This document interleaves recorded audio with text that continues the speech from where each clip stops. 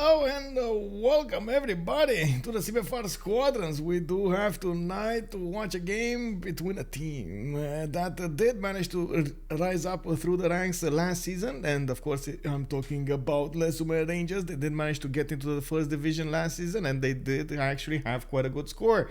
On the other side, we do have the SUS team, which is kind of a new-ish team because they do have quite a few players from other teams. I do want to put it up on the screen over here so everybody gets to see what I'm seeing. There we go. This is the CivFR Squadrons rosters for the season 10. Oh my god, the season 10. Can you imagine? Hello there, everybody. We got Akshat in the house. Good evening, sir. Salty Capybara. Hello there, and good evening, man. I do hope you're going to enjoy your time tonight with us. Crispy AZ, Cleozine. Good evening, sirs. Big hype. Vince Electra also. Hello there, sir, and welcome to the channel. Zenja Max is here to watch what happens with BBG. Good evening, sir, and welcome. I do have to also say much appreciated Goliath for that follow. Also, Grizzly Rogers, much appreciated. Welcome to the channel. I do hope you're going to enjoy your time with us. We do have also Seb in the house. Bonsoir. Good evening, sir, and welcome. I did notice Flying Kumquat with Crispy did have an entertaining discussion over there with quite a few food things. Oh my god, I'm just drooling over here. I was watching the screen and I was like, more details, and then casually watching on my Google Chrome on phone. Oh, what is this? What is this kind of food over there? And I was like, can I get this?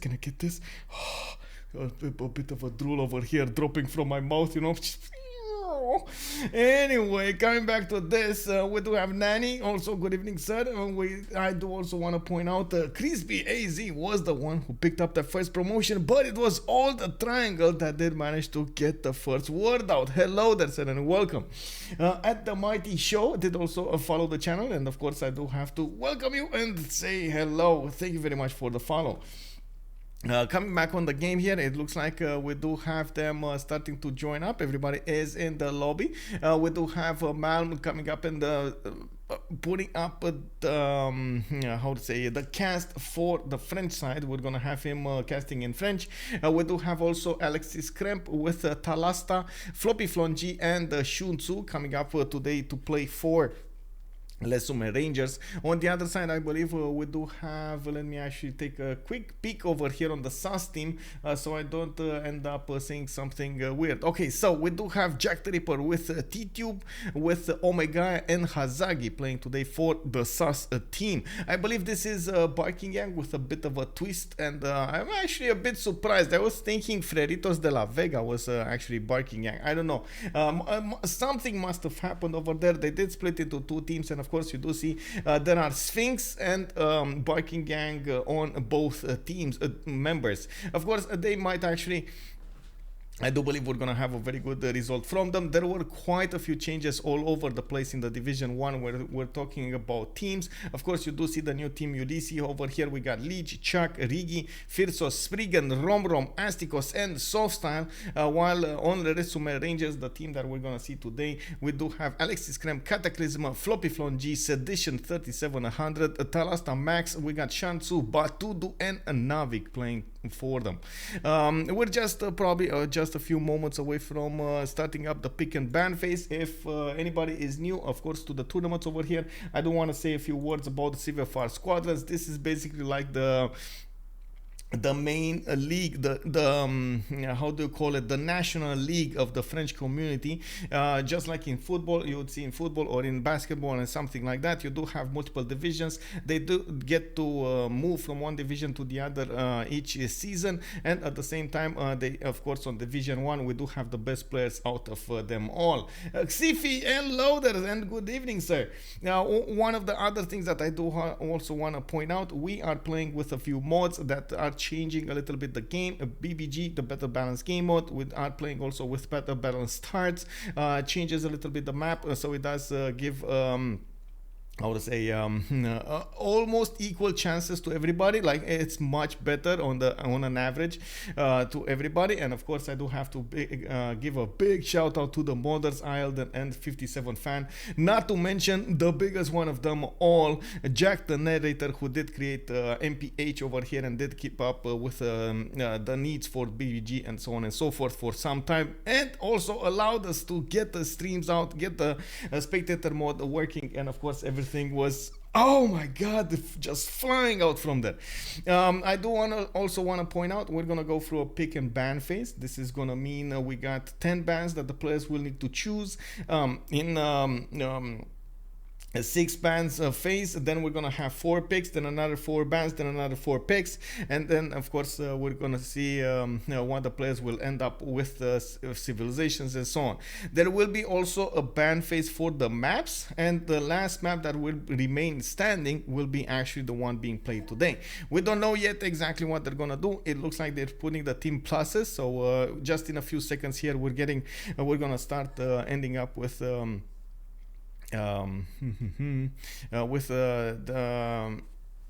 there we go, with the map draft. So we got lakes, inland sea, Pangea, 7 seas, terra map, tilted axis, and highlands up for the picking, up for the grabs here. And of course the players will start banning them until the only one remains, and that's gonna be the map being played out. Doing fine axis, Joe, you can say, oh, no, I'm not gonna say that, bro. I'm not gonna say that, CivFR. I think actually they didn't really put into their minds they should do this for this particular game. Maybe they're gonna do it for the next game, but definitely it's amazing that we actually get to see this whole volunteering stuff, doing everything over here for the game. There's so much passion running around the community. It is, oh my god, energizing. We got 7 seas and highlands as the last 2 map choices. Looks like 7 seas is gonna be the map being played out tonight, and I do want to quickly take a look over here on my screen so I get to change the map. There we go. 7 seas, the 7 P's map. Yeah, 7 seas it is. Also, CivFR is pointing out something. We do have a bit of a change up. Terra map. So there was a moment in time in which Firaxis decided to change the regions definition, or allow us actually to change the regions definition. When Frontier Pass came out, I believe they did change a little bit how the map generates, and of course the mountains actually generated around the continents, or the continent splits, instead of generating somewhere else. That ended up with quite a few choke points. The problem was there were a lot more mountains over there, so the players did want to go back on the other regions definition, on the standard one, on the classical one. So that's what CivFR is telling us over here. In the CivFR Squadrons, they actually get to choose from both of them on the Pangea map exclusively. So Terra map is actually Pangea map with classic ridges instead of standard ridges. And of course, they did take both out. They didn't want to play on Pangea. I do have to also say a few words, but first, thank you very much for the follow, Bongosman7. Good evening, sir, and welcome. No Troll Maori today. I don't believe they actually have banned civilizations, by the way. This is one of the things. I think maybe Babylon is auto banned, but I'm not so sure.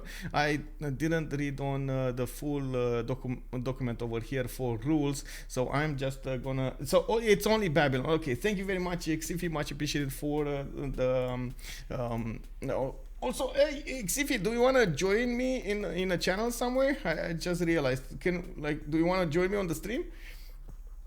Let me find a channel somewhere, maybe on stream or something. Can I actually join that channel? I don't even know. Oh, you have to go soon. Oh, okay. So much appreciated for the comments over here. Much appreciated. It does help me out know the correct information, and of course deliver it over there to the public. Yes, definitely, man. Definitely. You're always welcome. Thank you very much, sir. On this one, we do have a few active ban phase. We do have a few actively banned civilizations. It looks like the Rough Rider got taken out, Maori got taken out, Lotaro and Japan. That's the fourth civilization. Two more civs to go, and of course we're gonna go for the first picks. The thing that I want to mention on the Seven Seas map, it is more often than not some form of a naval fight, and the players will need to choose some of those civilizations. It is happening sometimes, but you can't really rely on that. It is happening sometimes that you can get away without defending your borders on the coast, with some form of a naval fleet. The big problem with this one, it does mean that you're going to need to pick coastal civilizations as well as land civilizations. You kind of need to figure out what kind of setup you want to have, and of course we have seen so many times Victoria, Eleanor, Indonesia and so on being picked on these maps. Not to mention of course Japan appearing over here in the fourth ban. It is extremely surprising for me, because they didn't take out Portugal most of the time. Portugal is not auto-banned, right? So the only auto-ban here is Babylon. There was a change in BBG about Portugal. It did take out its extra yields other than the gold. It's doubled the extra yields other than the gold, which does make sense, but the majority of the time the gold was the one that was the most important part over there for Portugal.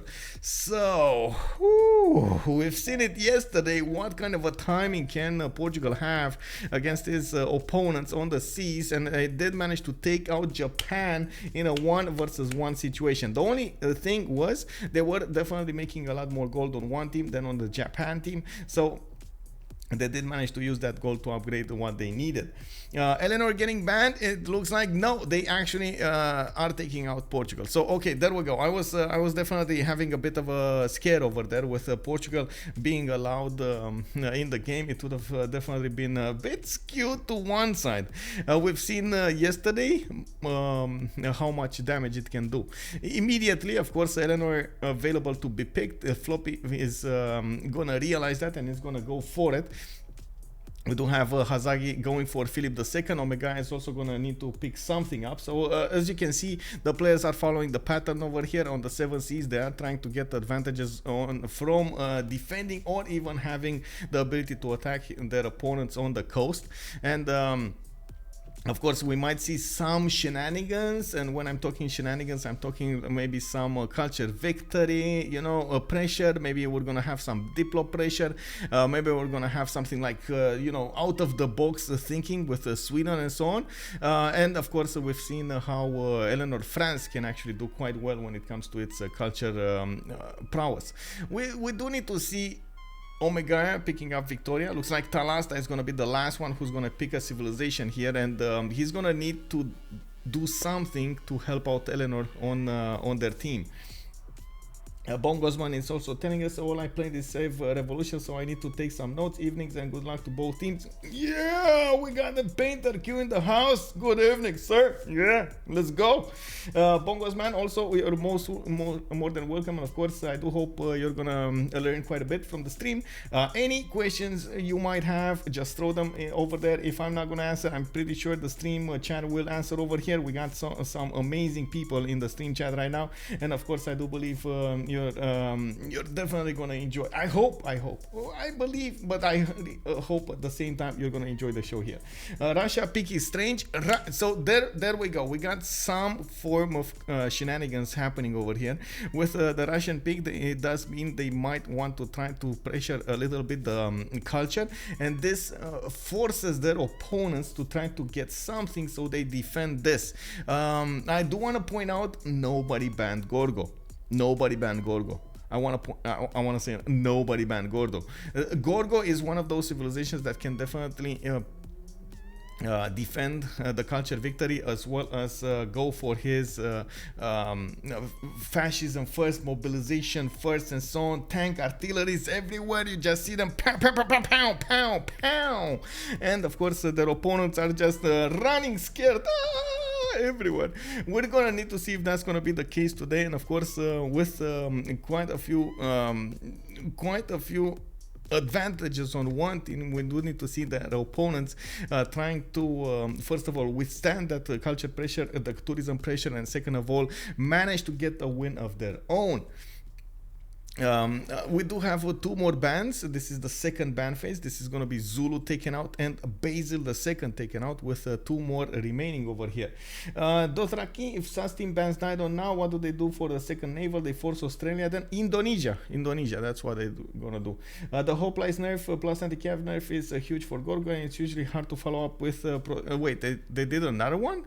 They did another nerf? Or you're talking about the previous nerf they did in 480, I believe, or something, right, with the +7 on the calves.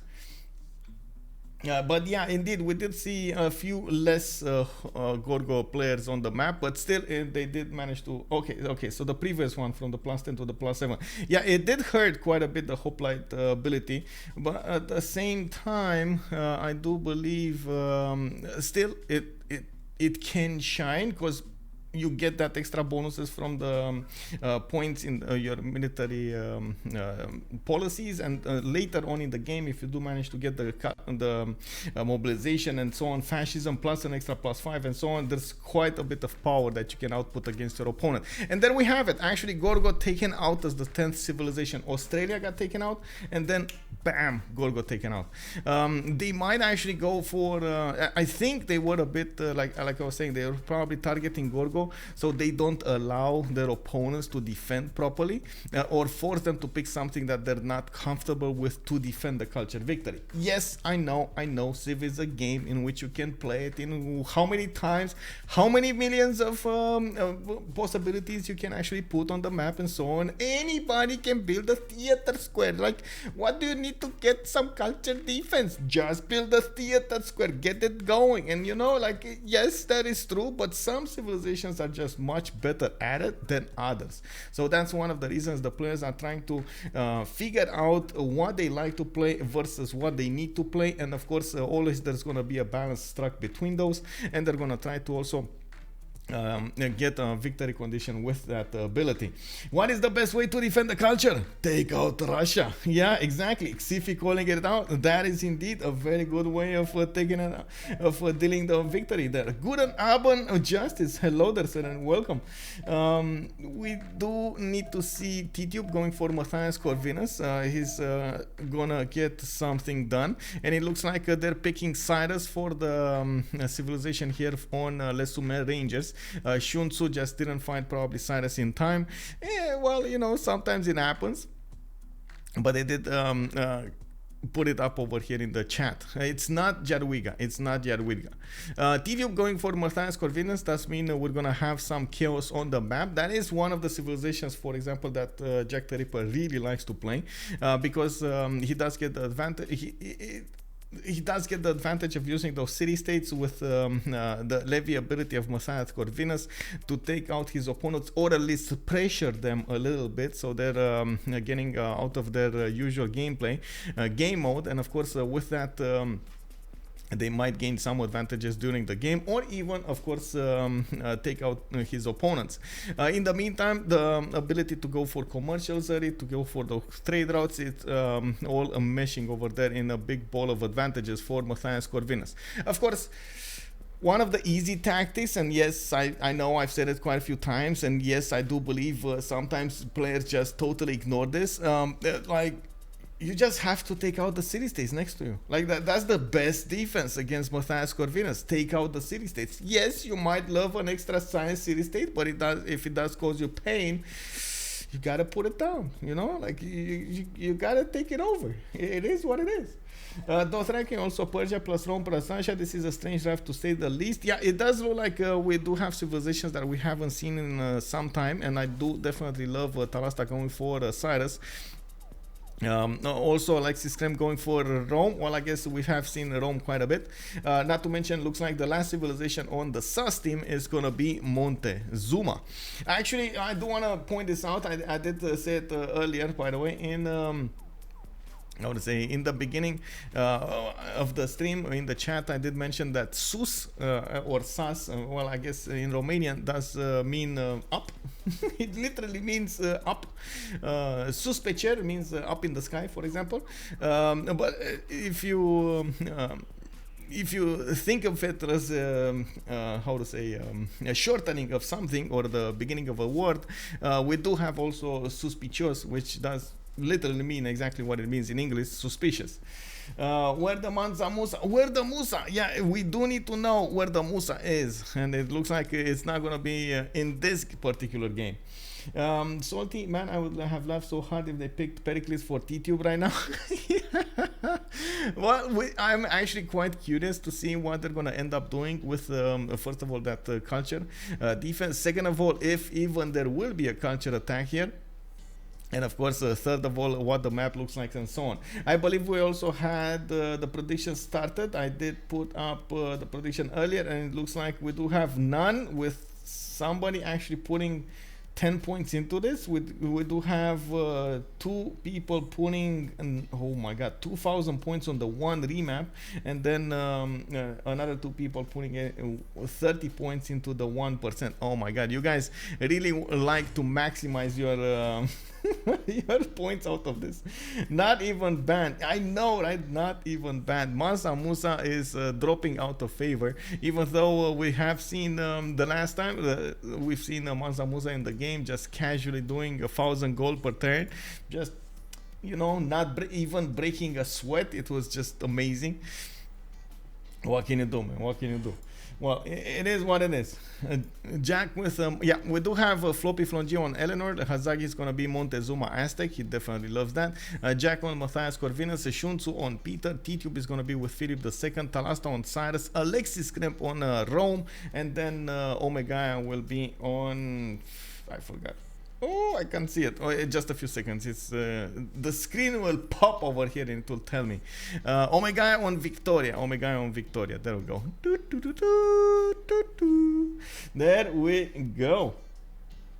1,000 is not so much for money for free sim, to be honest. Yeah, I mean, I guess you're right, but he wasn't really free sim at the time. He was doing 1,000. He did manage to get that attack going against his opponent, so he was doing some military defending against those.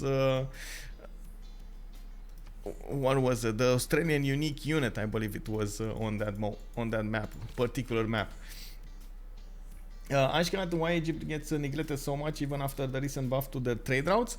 I don't think the players prefer to play Egypt, mostly because of its unique unit, the beginning. Yes, it is strong, but as you've seen in other games, it can actually be taken down with a few horses.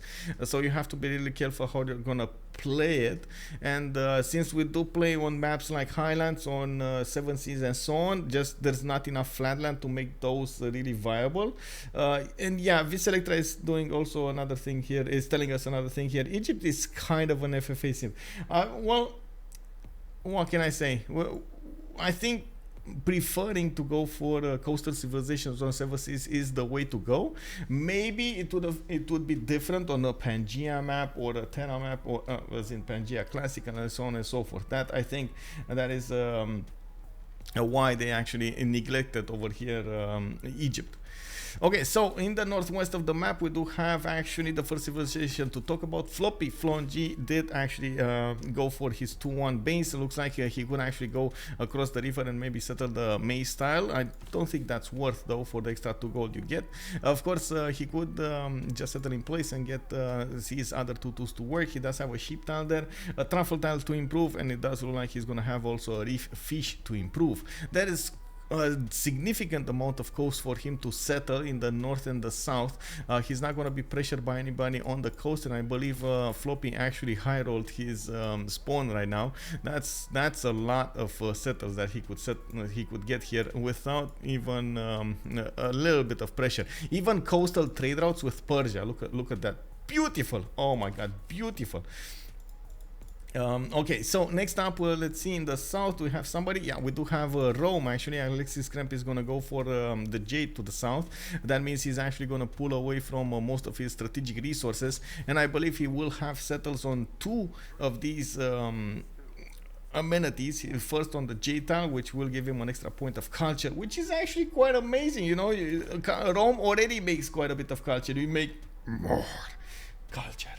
We do have also the possible second city over here on the cotton tile with 113, that extra gold. He's gonna get that extra amenity in his city. Doesn't need to actually get irrigation anytime soon, and of course multiple options do appear over here on the screen.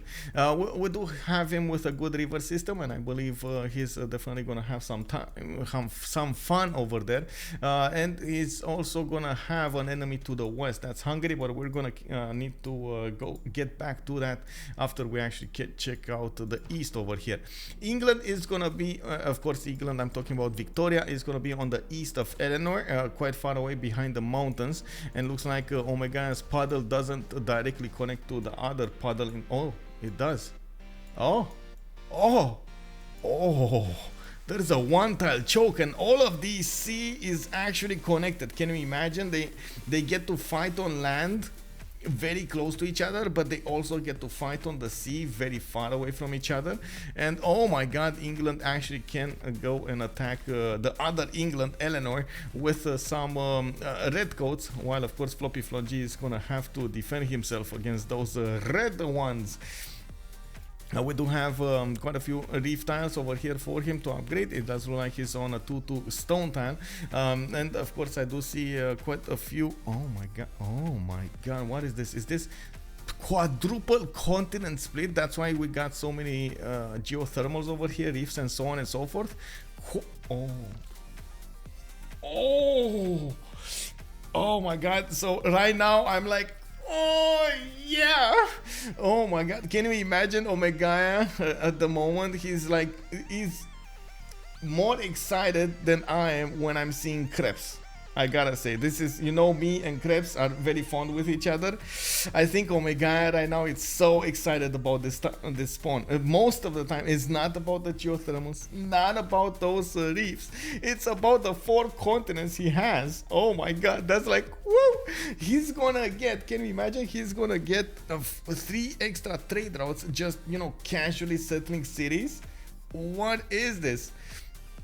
Amazing, amazing. So one city over here, get another city, get another one, get another city to the north of Persia, bam, you get another continent over there, and then just, you know, get shipbuilding and settle another one here on the northeast. Easy peasy, 3 trade routes, free trade routes over there. Oh my god, yes, God spawn, bro. Frisbee 3 Monk, also Kelhus, we got the Legend Elementals. Good evening, sirs, and welcome. Hello. To the east side, he does also have Hazaggi. Hazaggi is unfortunately not going to have that amazing continent split on Aztec, but he is definitely going to try to trade with England over here with Omegaia. Maybe gets a city on the coast. Very good for him, and needs to be careful to allow England to get. Oh, actually, he can, right? It's. Oh no, he can't. Wait. So one city here, 1, 2, 3, 4. One city here, so he can't really put one here. They need to take out Preslav. Aztec here needs to take out Preslav entirely, not take it over, but take it out entirely. So it will allow Omegaia to settle a city on this red continent. Anyway, Hazaggi does have a 2-2 stone tile underneath his city. He does also have, unfortunately, a bit of a lack of land. He can go and settle the south over here. He has an opponent, no, an ally to go against. Well, you know, go and make friends, I guess. Spain on the east side doesn't have anybody to go against. Wait, really? Nobody? Nobody to go against. Oh my god, Russia alone.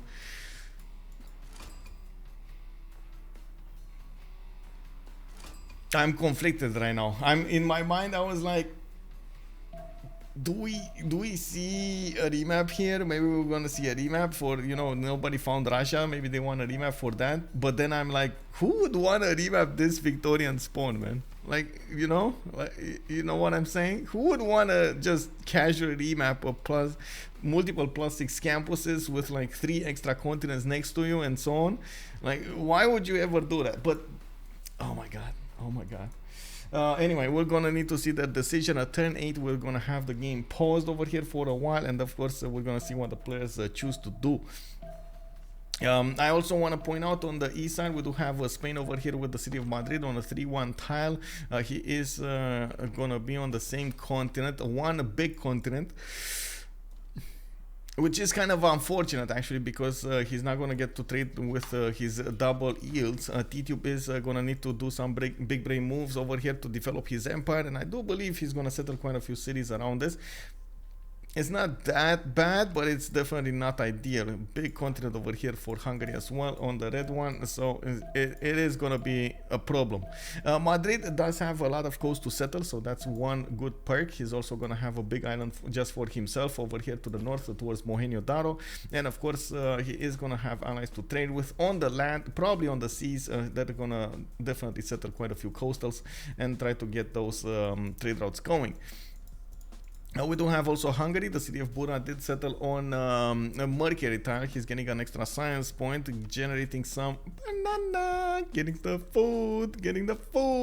And of course, we do see he does have quite a few mountains on the east to the north for those extra science points. Not to mention the river that he is on right now. He is going to get, first of all, 3 advantaged tiles. The Pearl of the Danube bonus will kick in to the north, to the northwest, and to the west of his city center, and that's going to allow him to get faster districts and the buildings in them.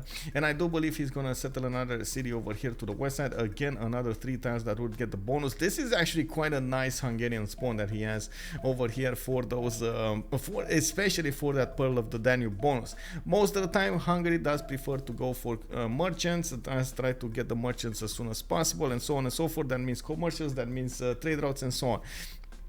We're gonna see what JackTheRipper is gonna do. I believe he's in a good amount of distance from his opponents, so he doesn't really need to worry about any kind of aggression from Rome. It's gonna take a while until all of that starts to add up, and of course Alexis krempp over here does know that Hungary is weaker when it comes to defending its mainland versus attacking with city-states. We do have 2 more saves to watch, and of course Sun-Tzu over here with quite a few deer tiles. Can't get Temple of Artemis if he wants to. This is a decent amount of tundra, and I believe he has more than enough land to develop to the north of England, where he's not gonna get pressured at all. Looks like he did settle on fresh water. Oh, that is a river over there. I was not seeing the river because of the tags, but you know, it is what it is. And one last save to go for Pasargade. This is, I think, by the looks of it, the weakest spawn of them all. Talasta spawn is not that great. He will need to settle all of this island. He does have quite a few challenges to overcome, and I do believe he's going to need to trade coastally with his buddies. He's also, the problem is he's going to need to fight Spain on the coast, and he only has a +3, and he's definitely going to need to enlist the support of Eleanor over here to fight that battle. Those early fleets of Spain are not something you want to go against. Let's see it. What do you guys think? What is happening over here? What do you guys think?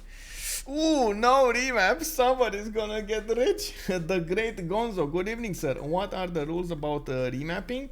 Basically, it's simple. Each team gets a remap token. At turn 8, we have a pause. You've seen what happens over there with the players voting, and they did choose not to remap this at all. So we're gonna see what happens over there on this map. I do need to settle the prediction over here, so give me a second so I can go into manage prediction, choose outcome. It's none.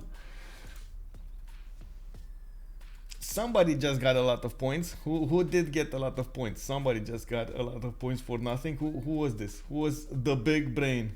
Wait, nobody?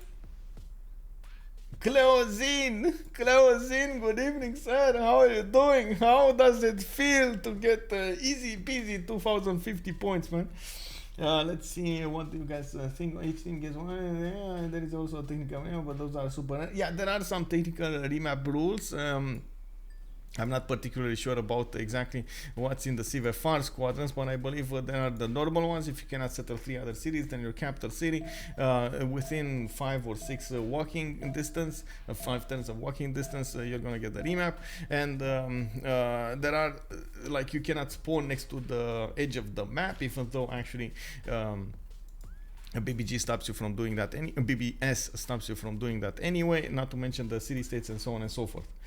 Yeah, this might be a long game. We're gonna see what happens over here. Definitely, we do have quite a few, I would say, clashing points, and we do need to see who's gonna try to get some advantages going. I do want to mention the city states for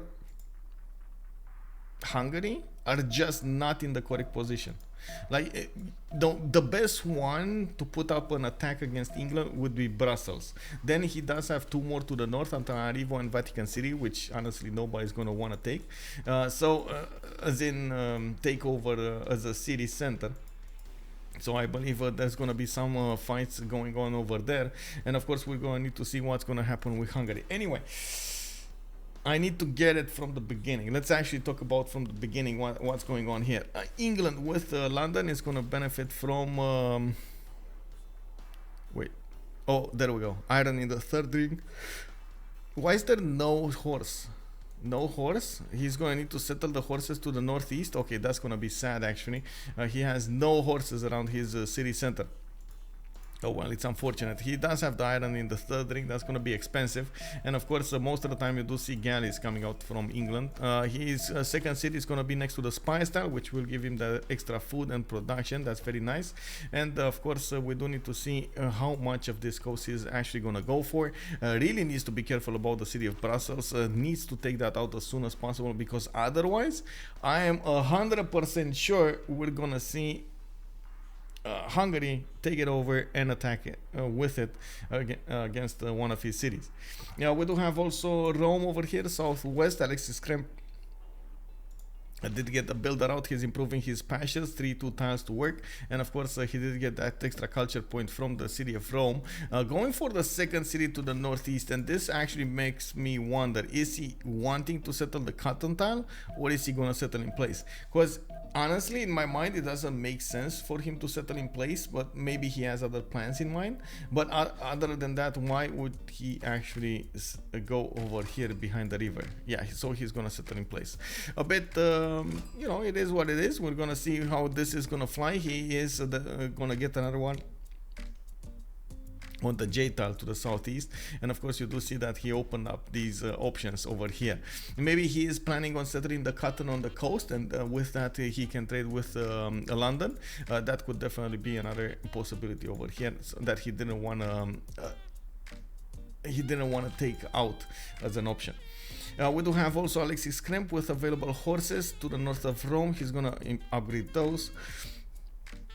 His iron tile to the east of Cume is over here to 2nd ring. That's also going to be cheap to improve. Maybe the city will just casually grow into it, so he's going to have some fun. He's also getting some slingers done, so he gets some defensive units. He knows that he has Hungary on the west side that he needs to defend against. You can see there's also a Hungarian warrior getting closer and closer to the Roman land. These builders will have a bit of a struggle. I also want to point out, this might actually be an amazing open sky for Rome.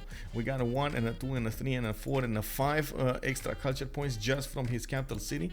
Oh, I believe Alexis krempp did notice Jack's warrior. There we go. Immediately he bought a slinger.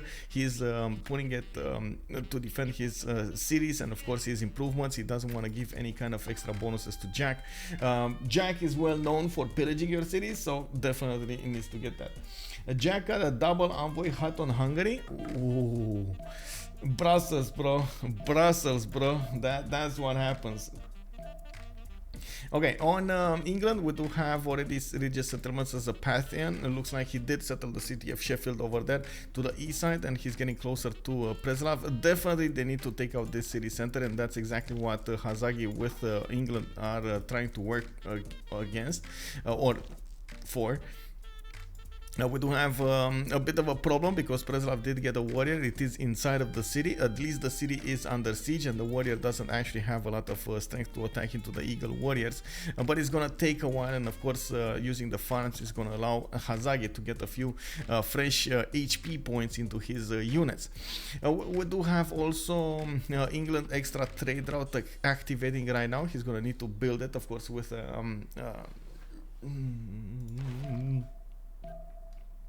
first he needs to get foreign trade. Next turn he's gonna get foreign trade, and he's gonna get the ability to get those trade routes. Okay, on the city of Plymouth, he does have. Is it Plymouth? Wait, how do you pronounce this? Is it Plymouth or Plymouth?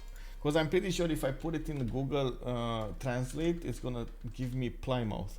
Let me see. What do you think? What do you think, guys? Is it Plymouth? Plymouth. Okay, Plymouth. Okay. Plymouth. Plymouth. Plymouth. It's not even oath. It's just Plymouth. With a Yeah, exactly, right? Okay, got it. Plymouth. Whenever I see this, Y, I guess you do change the pronunciation when it's next to an M. But whenever I see it, it's like I need to do it. Why, but yeah, it's just a straight up I. Anyway, now we do have another settler coming out of his capital in 110. He does have access to horses in the second ring. Iron tile is gonna be on the third ring. This is gonna be quite expensive, and I do definitely want to check out if he's gonna try to get faster settle on the red continent, or maybe somewhere in the south over here on that lake. Even though I do believe he's gonna want, yeah, there we go, he's gonna want to go over here as soon as possible and plant that city to the northwest of his capital, so he gets 3 cities really quickly. The ability to get an extra trade route does allow you to get bigger cities, because you use magnets in the city. It's basically like a Dido before, right? You get that extra trade route from the government plaza, bam, you actually get magnets inside, and then point to the magnet city with all of your other trade routes, and everybody is so happy. We do have the attack settled, and of course the attack maneuver got sent. This is Sparta scene has played out, and we do need to see what's gonna happen. Oh wait, is he gonna keep Preslav? He's keeping Preslav, boys. Hazaggi is keeping Preslav. Is he trolling England?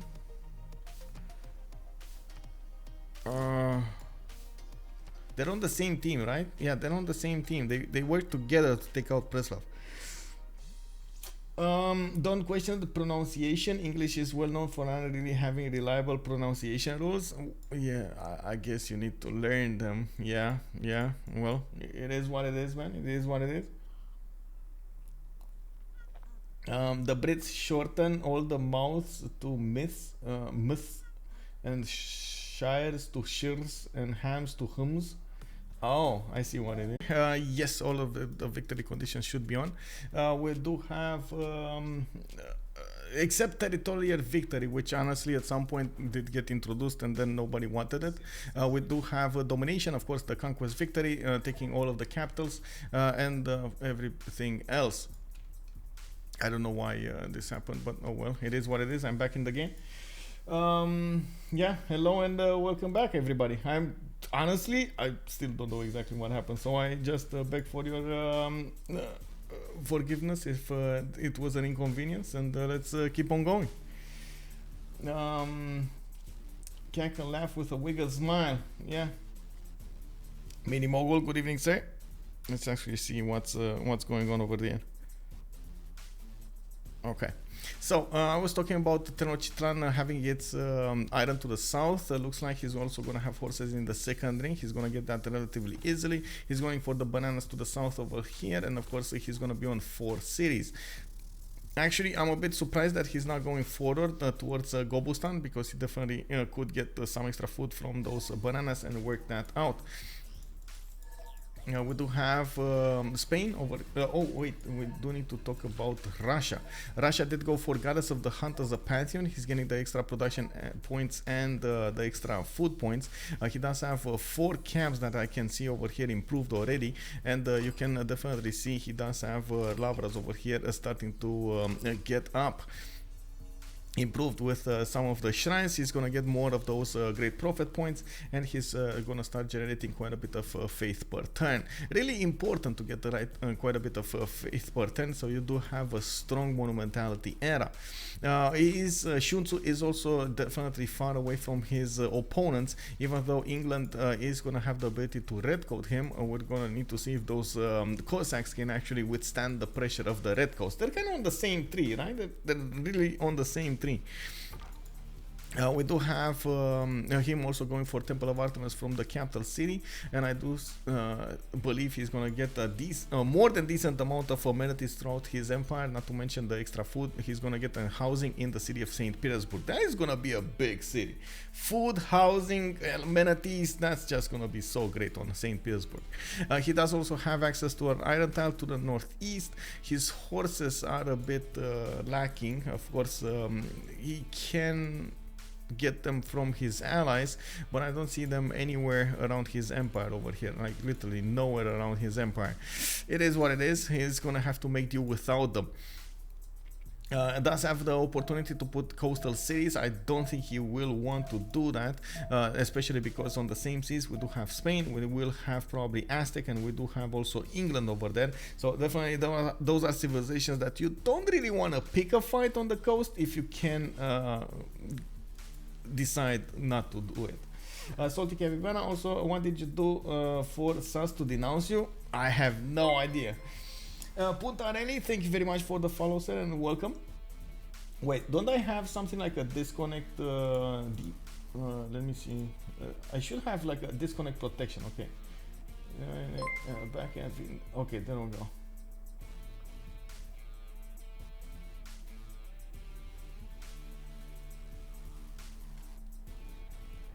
Okay, so disconnect protection, I just activated it. I don't know why it wasn't activated, but I just did. So it should give you like 90, it should give me like a 90-second buffer, so I don't actually close the stream. It doesn't close my stream.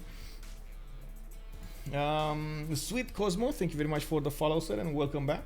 We got England galleys upgrades in Spain to then attack Persia. That's a really good question if he's gonna do that. Of course, we're gonna keep on watching and see what they're gonna develop over here. On Spain, we do have God of the Sea as a pantheon. He's gonna get a more than decent amount of advantages from it. So much production already. He has 1, 2, 3, 4, 5. Wait, 1, 2, 3, 4, 5. 6, 7 extra points of production that he's gonna get with his pantheon, and of course you do see that his coast is benefiting from more crabs, from more fish, more coastal resources that will allow him to get more points into this. That is, I think, a very strong start for Spain, even though at the beginning I thought of course it's not that strong, especially with this pantheon. It does make it strong, and I'm 100% surprised that he managed to get God of the Sea, but I guess nobody else did manage to acquire those faith points to discover his pantheon. We do have a fourth settler coming out from Seville. He's going for Magnus in the capital city. He does have also harbors coming out of his city centers, and of course we're going to have quite a few of them set up over here with Madrid, Seville, and A Coruña, all 3 cities working on those. Okay. England's again. On the strategic resources, we do have iron tile to the southeast of Madrid.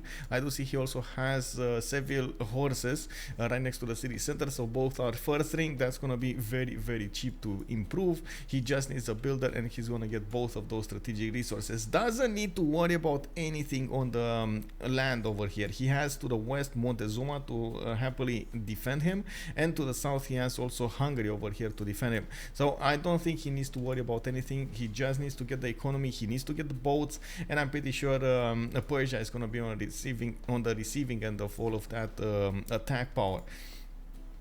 There's gonna be a race for the admirals. There's gonna be a race for those boats, for the culture points to get to mercenaries, and for those trade routes and so on and so forth. We're gonna need to see who is gonna make the most out of generating those points, and who's gonna get those admirals and so on from the Great People screen.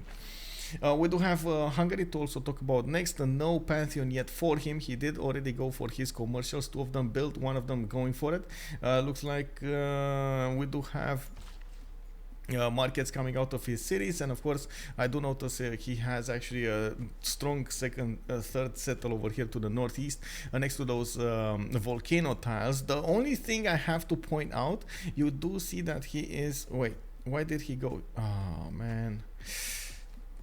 Okay, I mean, I was thinking he's definitely gonna try to settle the 2-2 base to the north, so he gets like 3 tiles of more production towards his districts, and of course he could have settled Gavron Plaza, got a tile and so on, and maybe used 3 of them, but you know, it is what it is. We do have also trades going around between his empire. He's going for Magnus internals over here. He's gonna get those extra production points and see where that goes. We do have to the east side of him, Rome, coming up with Pingala in the capital. He did go for God of Open Sky. I was pointing this out. This is actually quite an awesome spawn for it. He does have multiple other cattle tiles and sheep tiles that he can work, and of course generating those extra culture points and doing it with the Roman bonuses of free monuments and so on. That much free culture will help him out so much. It looks like he's going for Magnus in the city of Cume, while in the capital city he's going to go for Pingala for the extra science points. That's not bad. Doesn't really need to go Moksha so early because he's already generating a lot of culture. 16 culture, 12 science. I do see him putting down 2 encampments though, and this is a bit surprising. So early on to have 2 encampments does mean maybe he's thinking of doing something against Hungary over here. So I'm a bit curious what Alexis krempp has in his mind. How is he gonna plan to do this? Most of the time the players want to take advantage from having other type of districts and going for the encampments if they don't need them at the beginning, and they're going for the encampments of like in the 7th pop and so on and so forth. Triple commercial hub opening for Jack seems interesting. Yeah, it looks like. Tidube will handle that with his magic abilities. Yeah, we'll see. Exactly. He's gonna spell his enemies. I think that's the last civilization that we need to talk about, right? Oh, did we talk about Persia? I think we did, right? The city patron. Oh, well, didn't talk about fully. A city patron got on Pasargard. They have Gatana. He does have access to horses. Already improved 2 of them. Has access to an iron tile here. Going for his harbors rather quickly. And from what I can see, he has quite a few reef tiles that he could use to increase his adjacency towards his, or I should say, the eels that he has coming out of his campuses. I do notice he has quite a bit of a coast. The problem is not the coast, it's his close proximity to Spain, and he's gonna have to deal with Spanish fleets, and of course we do know that the Spanish fleets are something you wanna run away from. It's gonna be very hard for Persia to get a lot of culture going, of course get the science at the same time and the gold to upgrade as many boats as he needs, and I do believe he's gonna need all the help that he can get from England, from Eleanor. I need to put up first of all 2 things. We do need to get the prediction going, and then we do need to get everything else going. Let me get first prediction.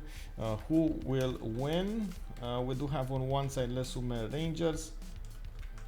On the other side we got the SAS team. And I have to apologize for this. In the opening screen, in the versus screen, for some reason I wrote a SAS with only a capital S instead of writing all of the SUS with the capital letters, all of the word. Okay, let me actually put up the team names on the map. We got on the left side the SAS team.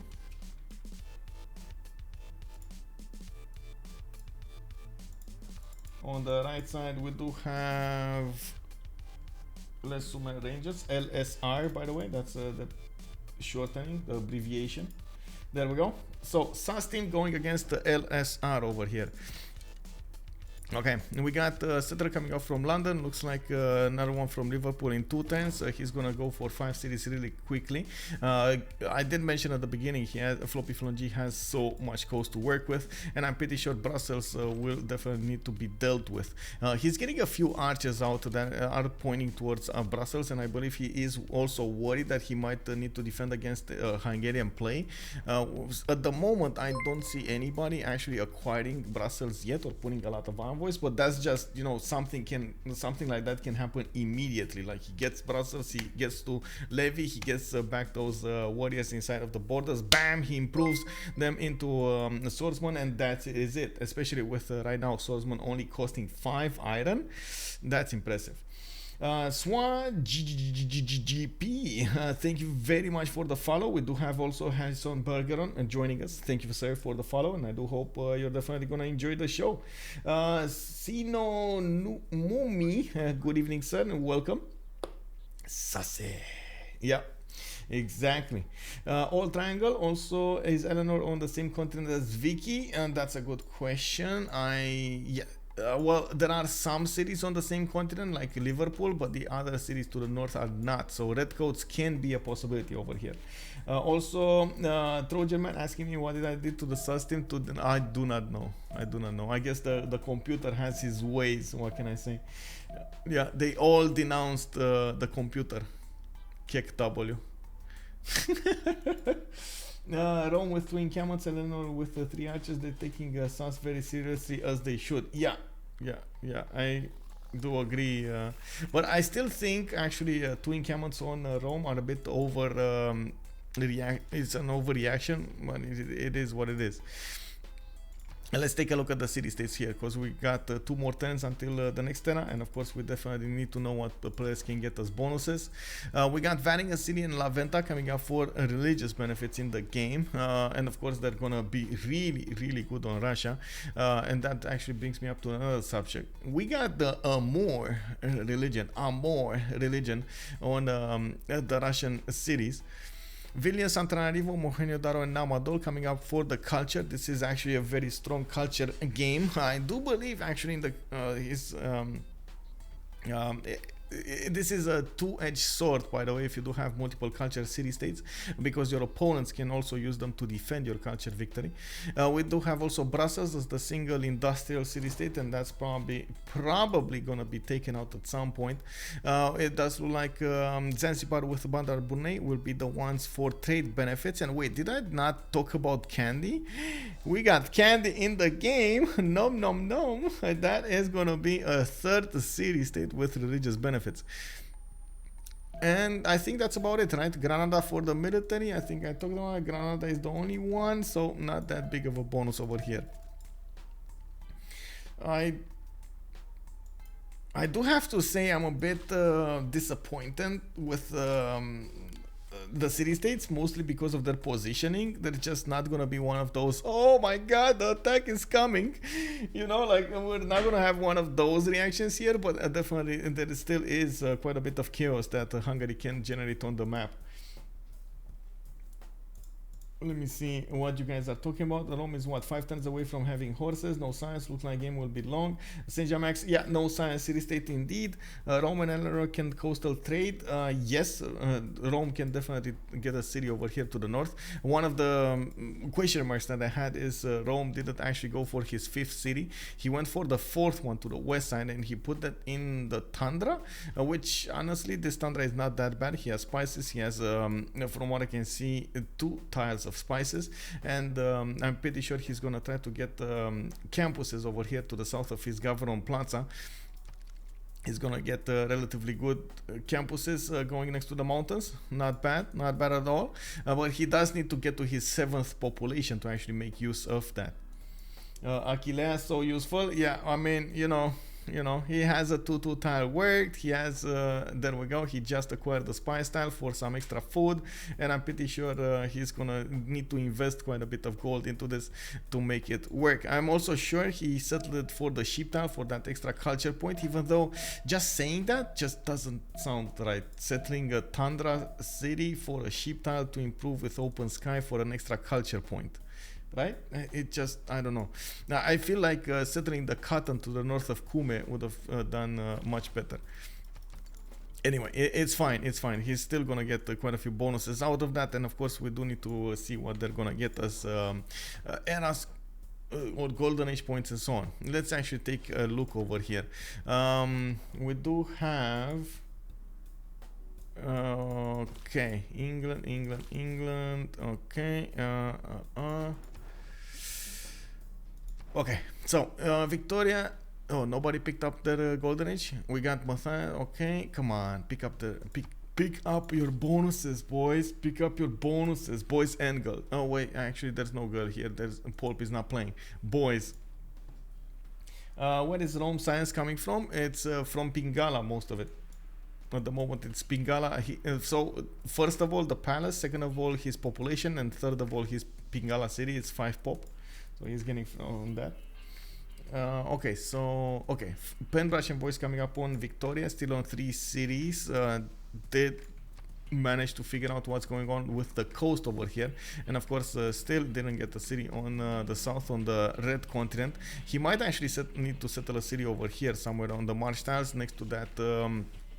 A lake, so he gets that extra trade route, and of course fresh water from the lake and so on. But that's such a sad city, not enough production. He would need to buy out quite a few tiles so he gets the extra production into it. He has the food, it's just the production is lacking. Now we do have him getting the settlers going, and I do see he went for religious settlements as a pantheon, definitely preparing himself to get big. We do have also Spain with a free inquiry golden age. He's 19 science and 11 culture. His harbors right now are generating some extra points of science. He did go for Magnus internals, and of course he's trying to build up those trade count, those traders. He's getting the lighthouses up in his harbors, and of course getting the extra trade slots. We do have Hungary with JackTheRipper, Pen, Brush and Voice Golden Age, still on 3 series. Now he's getting his other settlers going, and you do see 1 and a 2 and a 3 coming up. We do have also Montezuma with a Pen, Brush and Voice, 10 science and 30 culture already for Montezuma, 4 cities. He did get an increased advantage from getting the city of Preslav. He did go for 4 cities quite fast, and of course you do see that he did actually go across the river and got the Gobustan tiles. Okay, I was thinking like, what is he gonna do over here? Also, a big surprise, he's going for groves from the city of Texcoco. Very nice indeed. He's gonna get quite an advantage over here from having the Gobustan tiles with the grove next to it. Balu Beer, good evening, sir. Thanks for I moved it 2 times for the first time tonight. Oh, glad you liked it. And of course, welcome to the community. You can always check out our main multiplayer servers if you do have, I would say, quite a surprising experience on just normal multiplayer. You can definitely check out Discord communities. We do try to get quite a few rules going, and we do try to moderate, of course, the games.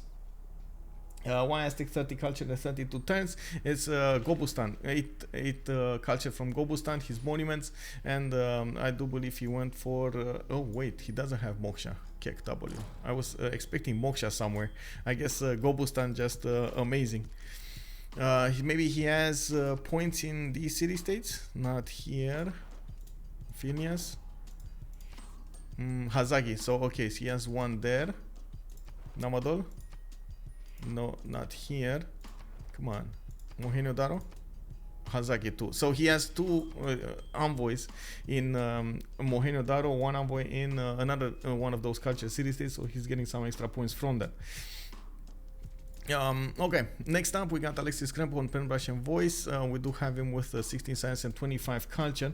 Does look like he is getting up his entertainment complex from the city of Cume, and he is preparing with governor Magnus to chop out the Colosseum. We do have him with 4 builders that can definitely chop out as fast as possible his arena and then the Colosseum. I do believe he's also in he needs to go. He's not there yet, but he needs to go into autocracy, so he gets an extra 10% discount on Colosseum, and of course working the card. We do have audience chamber coming up from his capital city, God of Open Sky as a Pantheon, and definitely he needs a lot more cities to play with. I would say he would need around 10 to 12 cities over here to play with. Talasta with a pen, brush, and voice golden age on 9 science and 20 culture. Talasta is gonna have a lot of problems. He already met the Spanish fleet over here in the choke point, and of course at the moment he didn't actually try to go forward, but he knows he's gonna need to play out his game against these cannibals coming off from Spain. I'm pretty sure there's gonna be a lot of science coming off from Tidube's Spain, and as you can see over here, he already has double the amount of Talasta's culture. That means we do need to see Persia try to get some campuses going alongside his harbors, and since he did go for pen, brush, and voice, he's gonna be a little bit behind in the science tree for some time. He did go for Pingala though in the city of Hagmatana, and I have a bit of an issue here.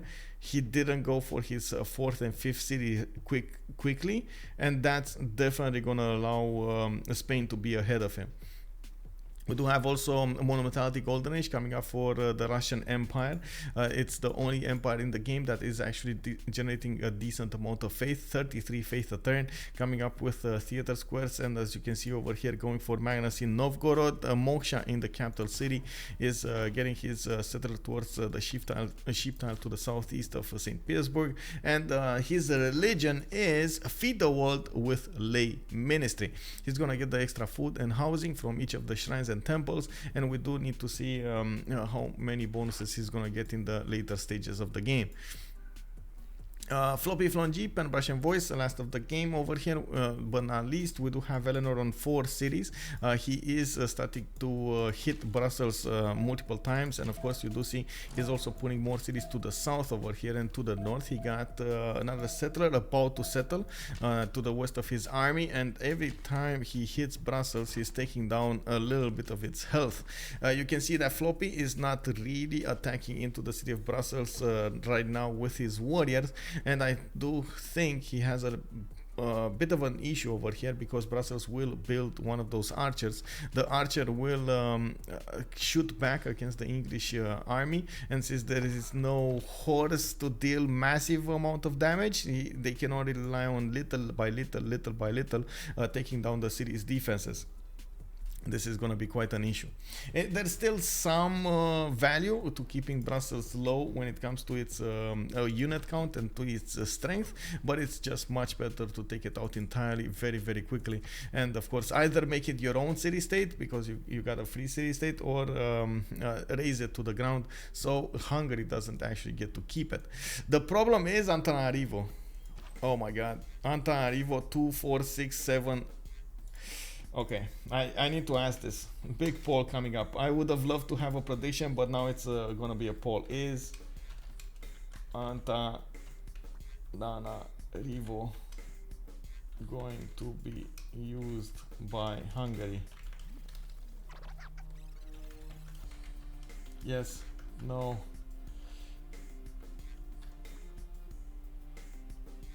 Kicked up.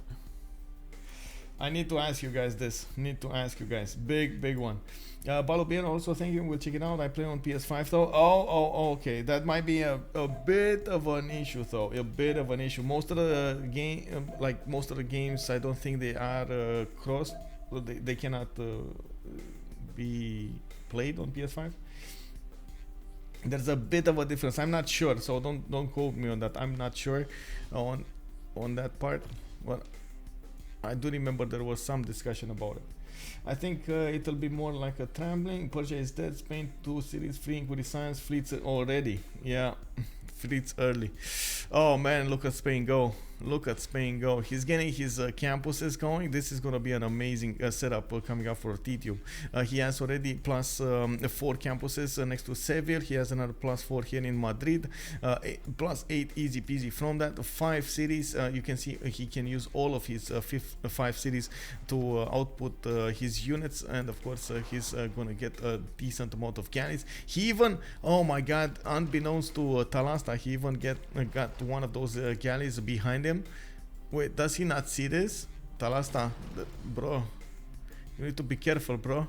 You don't know what your opponent is doing here. Oh, he sees it. Okay, so he sees Toledo, so he did go over here and discover it. Talasta needs to get back to the choke points to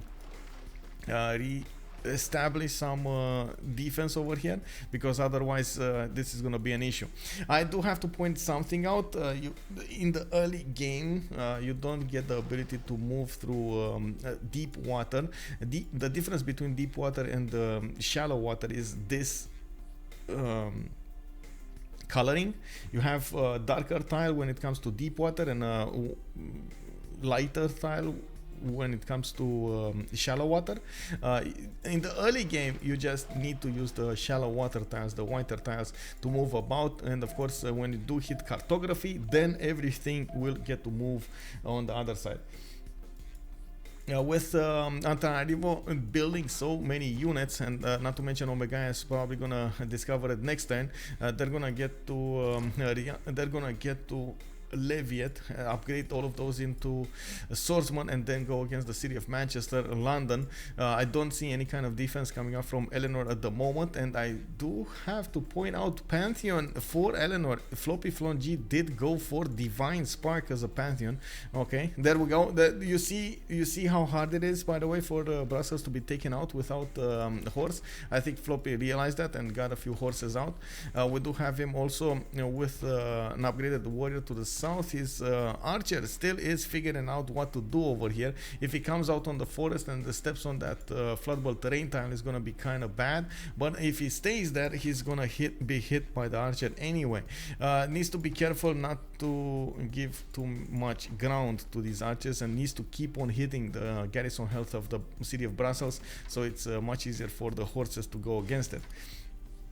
Maybe he can withstand another point of attack, another turn of attack from that archer. On Omegaia, I do notice. Oh my god! Oh my god!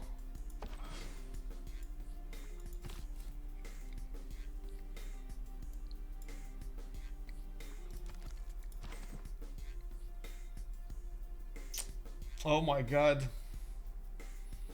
Are we actually gonna see this Russian warrior take a settler from Omegaia? Oh no, he's gonna settle on the 2-2. No, it's fine. He's gonna settle it on the 2-2. It's fine. Okay, so on the stat screen, on the yield tab, we do have on the sus team 14, 33, 32, and 55. Looks like on the other side we got 3, 21, 17, and 27. Also, okay, there we go.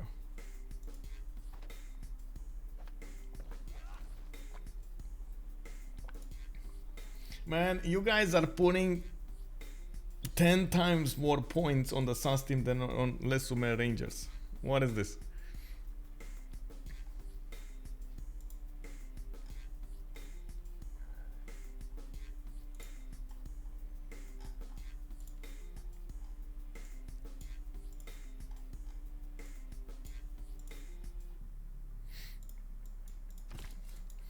Anyway, Vicky hasn't really started yet. Yeah, it's. I don't think Vicky at the moment got all of his economy going. He's still working on internals, which is in Governor Magnus.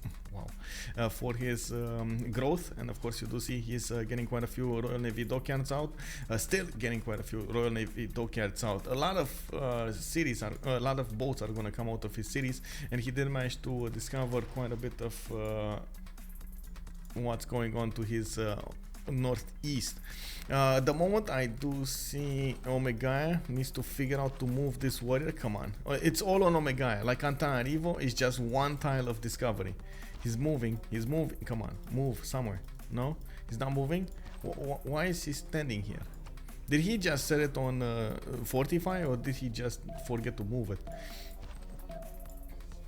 Will Vicky conquer Mohenjo-Daro? That's a good question, but I don't think so. I don't think he needs to, unless we do have it, for example, on Russia, and Russia just wants to do a lot of culture with it.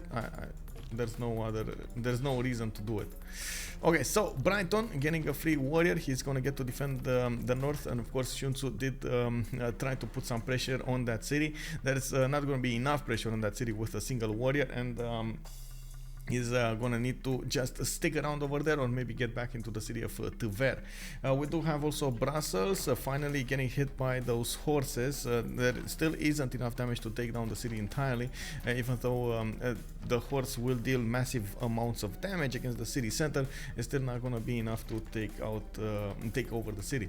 We do have, by the way, London going for Wolf's Throne. He knows he's gonna need to fight his way out of this, and I do see he's preparing with quite a few builders in the city of Manchester and Birmingham to oh my god, wait, to improve his tiles. I thought he's gonna also get some units out, maybe. Like, does he know about Antananarivo? Don't tell me he doesn't know. Oh my god, Pepega. Oh my god, Pepega.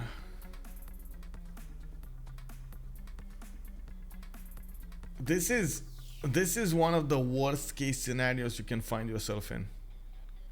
Not knowing about a threat until it is on your borders.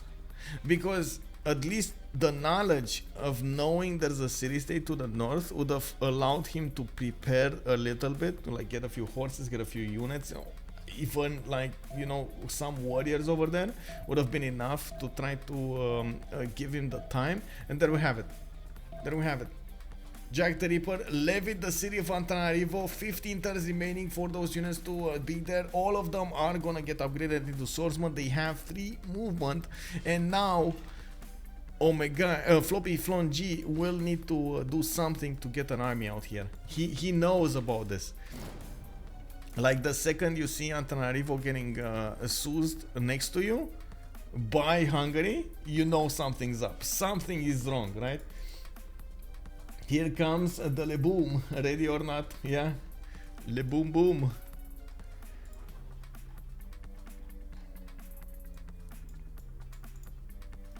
Brussels finally did get taken down, and of course Floppy can actually move forward towards some of the cities of Omegaia, where he will encounter 20 strength, 22 strength cities. Those cities can be helped out by the galleys as a garrison, and I do believe Omegaia has a decent amount of science to actually get his bronze working going, and of course iron working. There we go, he's going for bronze iron. I do see him going for his audience chamber. He's on 2, 4, 5, 6 cities.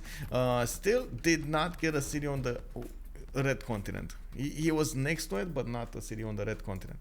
We do have Jack preparing his units in the city of Antananarivo right now, upgrading them into swordsman, promoting them into swordsman, and of course you do see that Antananarivo is gonna build more units for him to use.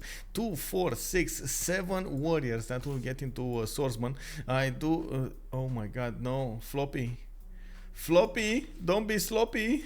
Come on, bro. Like, you need, like, the saving grace of Eleanor right now is going for the chops. He has 1, 2, 3, 4, 5 maybe chops over here, and chopping units out. If he chops amphitheaters, that's not gonna work. That city is gonna be probably gone. TV File E, good evening sir. What's the best tip for improving in the game without the DLCs? I definitely would recommend Rome. Yes, it's one of the most adaptable ones, flexible ones, I would say, with an easy road to go through. Okay, well, we'll see what Eleanor is gonna do here. He is on 246 cities, so he does have an advantage from that. The majority of his army is on the southeast, though, and there's such a long way towards the north, no road connecting it, and these horses, even the horses, will have a hard time going to the north there. Anyway, on Montezuma, we do have him on 2, 4, 5, soon 6 and 7 and 8, oh, and 9 and 10. Oh my God, Hazaggi is gonna get big. We do have him getting the groves going next to the city of Gobustan. Man, this is such a beauty. 2, 4, 6 and a 2 tiles coming out from Gobustan on Texcoco. Mwah! The chef says yes, I approve this message. We do have Hazaggi over here managing to find exactly what he needed to build to get that city into an amazing state, and you do see he also plugged in Moksha. Generating right now 56 culture with 17 science. He definitely needs to get more out of his Pingala and his campuses. He did also go for Ancestral Hall as a government plaza specializing building of choice, and he is starting to couple his economy, or he should start to couple his economy with England's, so he gets better trades going, better yields going. We do have on this side Spain starting to race for those harbor shipping projects, so he gets the animals. You do see the next one, which is gonna be a medieval renaissance one. It's gonna be Leif Erikson. Persia's gonna get it, 82 points out of 60, and of course Persia over here just casually getting a lot more of these harbor shipping projects, so he goes faster through them. He's also preparing himself with quite a few builders. Maybe he wants to chop them out, still on 4 cities and 0 pre-builds. I can't really blame him because we don't really have a lot of pre-builds coming up from Spain either. What is this city? Wow. Okay. Free Sim Hazaggi, never would have thought. Yeah. Settler Aztec. Wait, Settler Aztec. Where? Oh, this one. Yeah, it's just going there. And Omegaia. Well, I guess Rome over here. Alexis, I don't know why I keep saying Omegaia. Rome over here can definitely go and take that city. Yep. Wait, I am at war?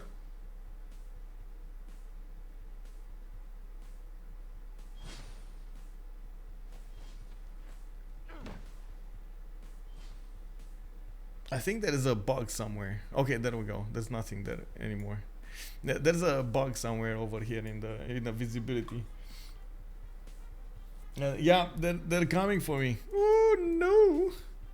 We got audience chamber in Plymouth. You do see he's getting more settlers out. Of course, England is aware that he might actually need to defend against the horses.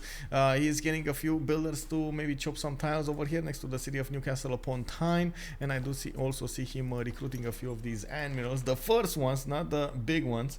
Persia did not want to choose the first admiral. He's going for probably Rahendra Kola, the one that gives you a +3 on all of his units, and of course I do believe he's gonna try to snipe Santa Cruz also. We do see him with so many harbor shipping projects coming out. Maybe he's also gonna want to give England some breathing space. Oh no, man, bro, wait, why are these units not getting upgraded here? There's okay, so we do have the Colosseum, by the way, on Rome. Looks like he is gonna need to take out one of the scouts of England. Not that big of an issue. Definitely is gonna have Alexis krempp is gonna take. There we go. Gonna take it out, and then he's gonna settle a few more cities here. 2, 4, 6, 7. The count. We do need to see what is he gonna use his armies on, because he did manage to get the first encampments down, but it doesn't look like he's getting a decent amount of return from them since he built them so early. He's gonna get on his 7th pop from the city of Rome. He is starting to put down his campuses, and of course most of the time actually with Rome you do see him going for commercials rather than anything else. But anyway, in this scenario he is on 29 science and 61 culture, is trying to keep up with the 37 science of JackTheRipper and 45 culture, but of course that's a Colosseum difference and the free monuments coming out from the cities of Rome. In the meantime, JackTheRipper is allowing himself to be visible over here. Why is he not upgrading? Is this a problem with iron? No, he has an art of iron. He has 21 iron, and he could upgrade all of these warriors. Is it a problem with gold? He shouldn't have a problem with gold. Like, these upgrades are like, wow, 10 gold a piece. He has all of the gold in check. Was he worried that he's gonna put too much? Did he levy anything else? Because, okay, so he got La Venta, a few horses over here. Okay, I'm actually curious. Does he have another levy? Does he have another Suz? Bandar Brunei. Where is Bandar Brunei? Oh, he does have another levy on Bandar Brunei to the south, but that's so far away to be any kind of useful. Okay, interesting. Check Texcoco left side. It's Rome still a settler. Texcoco left side. No. Or at least if he stole it, he deleted it. No. Oh, pillage. Pillage. Alexis Krempp, you gotta pillage, bro. Don't let yourself be distracted, Alexis. You gotta pillage. Deleted. It was the left side. Okay, over here. Okay, nice, nice, nice. Actually, Hazaggi taking a bit of a hit over here. Unfortunate for him.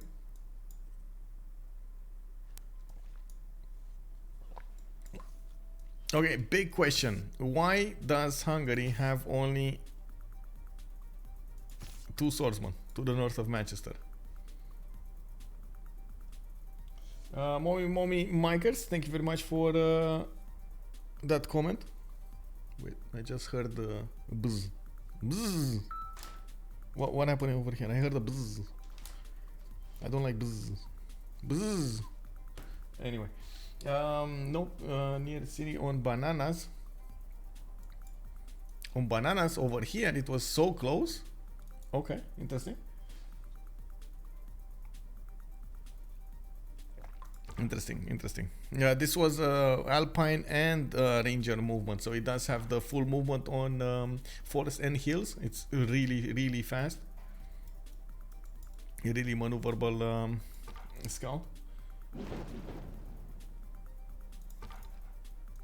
Oh man, all of those bonuses from one single pillage just went away, poofed into the air.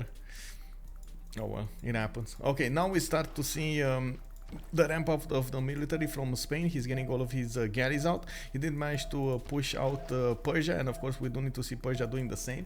I believe they also did get to recruit all of the admirals here, and let's see what happened. We got Eleanor picking up one Leaf Elixon. He got the first one, then Himeros on Spain, and then Zengi and Rahendra Kola coming up on Persia. So he's getting a free trader one, and he's getting a +3 combat. Well, I guess you shouldn't get get this one. You shouldn't upgrade this one. You should just activate the other one, Rahendra Kola, for the extra +3, and you keep Zengi. And the extra trade route is just not gonna work if you're gonna lose your cities. We do have also Persia with a +3 on attack, so he is gonna get quite a few bonuses if he keeps on attacking, but again, that's only on attack. He's not gonna get that when it defends himself.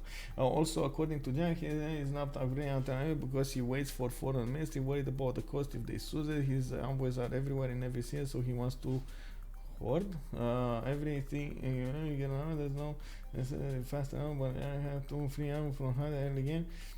Well, I mean, the cost? You mean the 10 extra? Well, sure, you do get some lower maintenance, but he's on 51 gold. What? I mean, honestly, even with these 2 swords, he might even take out the city of Manchester. Like, FloppyFlong G is totally oblivious to what's happening to his north.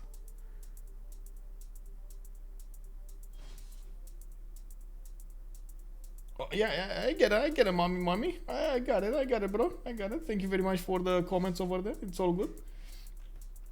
Pre-build starting off from... Man, without assuming anything, I do want to ask, why is Eleanor ignoring the threat? He didn't see it. He doesn't think it's a threat.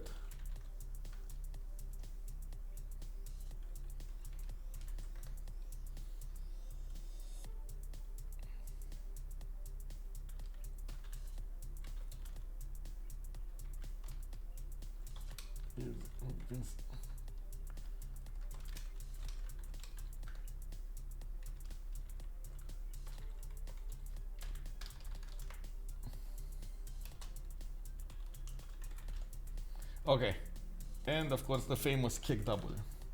What do you think about these options? Let's see, what do you guys think about these options? Well, I don't know, that's what I'm trying to figure out in the poll over here. So why is Eleanor, FloppyFlong G, ignoring the threat of Hungary to the north? We got, he didn't see it, as in he didn't see the swordsman. He doesn't think it's bad. By the looks of it, he only has 2 swordsmen over there. He can deal with it. And on the third one... oh man, immediately, look at Floppy just casually, you know, clicking. It's all in the wrist, bro. You might have someone who can contest the CS. Yeah, there we go. He can deal with it, looks like. But I don't have to point out he didn't go all, like Jack didn't go all in to keep Antananarivo, even though he had the Sue's advantage. He just didn't go all in, and that means he's I would say oh my god, Alexis krempp just went 4. That means he might not deal the final blow on England. This is a strategic mistake over there, unfortunately. I do know what Jack is saying. He is trying to hoard as many envoys as possible. I do remember him actually talking about the Hungarian gameplay, about what happens with when somebody actually tries to fight you on the envoys. And the big lesson there was just, if you want to put up a defense, don't put a little bit of a defense. You need to put an all-in defense. So that also means an all-in offense from Hungary. And every time Hungary levies, he's getting an extra envoy, and it's really important to not allow Hungary to just levy a city-state. Of course, Alexis krempp just dumped 8 envoys into Antananarivo, and it looks like it did save FloppyFlong G from losing a city. We do have Floppy also now focusing on the city of Newcastle upon Tyne, on the English cities. We do have him with a few units over there trying to poke a little bit after dealing with the city of Brussels. I am a bit surprised that Omegaia is still getting those builders going, doesn't have that many units to defend, and of course Newcastle upon Tyne is just gonna get a galley to casually defend the city center, and you can see it's enough to defend against one single horse. We don't have catapults, trebuchets, or stronger units coming up from England, so I guess from Eleanor, so I guess he doesn't need to worry about that much. Oh well, I don't know about that one. Okay, Jack got yes, a bit too greedy, I would say, a bit too greedy. Can Eleanor probably overturn Hungary? That's a good question. I don't think. Wait, overturn Hungary from where? And Antananarivo got flipped back. It's actually Rome's. Rome is on. What is it? 69 cultural turn. We got Jack on 51. He's still getting quite a few envoys and waiting for foreign ministry. I guess, well, it will take some time. He's getting his diplo quarter from his capital city, and by the looks of it, audience chamber was the government plaza building to go for. They are going for the mid to late game, and I think they're going to focus as much as possible on the coast to win the naval fight. We do have, for example, Tidube going for 40 gold a turn. He has 56 science and 34 culture, going for horseback riding. Oh, I guess he didn't want to upgrade his units, that's why he's going for horseback riding. Feudalism 1 turn. He's probably waiting as much as possible for mercenaries, and by the looks of it has quite a few pre-builds in the meantime. 2, 4, 6, 8, 10, 12, 14, 16, 18. Okay, so that's only 9. Well, that's more than enough actually. 9 fleets. That's gonna be enough. And the problem is it's going to be extremely expensive, and it's not like they're doing a lot of gold. Hazaggi is on 34, we got Jack on 58, Tidube on 37, Omegaia 37. Omegaia never exploded in the economy though, because he's using only internals, not externals, even though he has an ally next to him. He never exploded, and he needs to wait for all of these traders to finish the round, so he can actually recouple them with the Aztec Empire. Of course, the trading on the coast over here will yield awesome results. It's just a matter of waiting for the trade routes to finish. I do see him starting up to chop a few horses, a few classical units to defend against this threat from the west side, and FloppyFlong is putting down encampments to also guarantee some more results over here.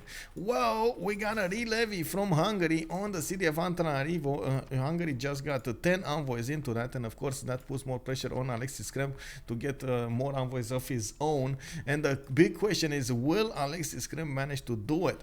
We don't have Alexis actually getting any envoys in any other city, and we do need to see if that's going to be enough culture to take out. I don't think it's going to be enough actually, and I think we're going to have men-at-arms or something attacked from Hungary. He's just getting back his swordsman, and it looks like men-at-arms or musketmen coming out from Jack.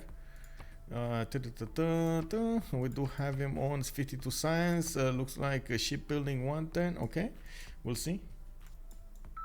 We'll see what happens. Oh my god, he could even go against Persia and Tarsus if he wants to. Shipbuilding, that's why he's going shipbuilding.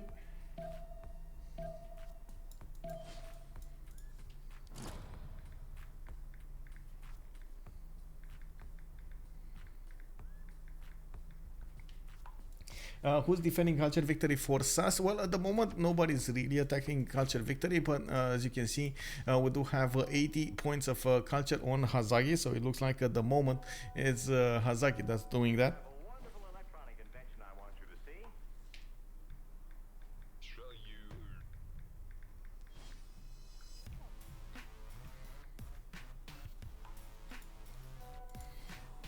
Give me a second so I can... There we go. Oh, I received a big image over here. Let me actually share this. Definitely need to share this on Discord for Leia. Where is the big picture? There we go. There we go. Share. We're just a few moments from switching the era. 5 more turns until the medieval era, and of course the fleets are getting ready. On one side we got Persia, Talasta getting quite a few pre-builds over here, ready for this fight with Spain's fleets, while definitely the same can be said about the other side. We do have also Tidube going for Will. Mercenaries in 5. Did he actually finish Mercenaries? I'm not sure. Talasta is on theology though, so definitely a bit of an issue over there. And let me show you what is going on, by the way, on my Discord. What is it? Where is it? Where is it? There we go. There we go. Leia, I haven't shown you Leia in some time. There we go. Look at her. Just sit near a window, an open window, to get the breeze in. You know, it's so hot. So hot. Go Tidube! Salty Capybara making some cheerleading over here for her best player. Most favorite player.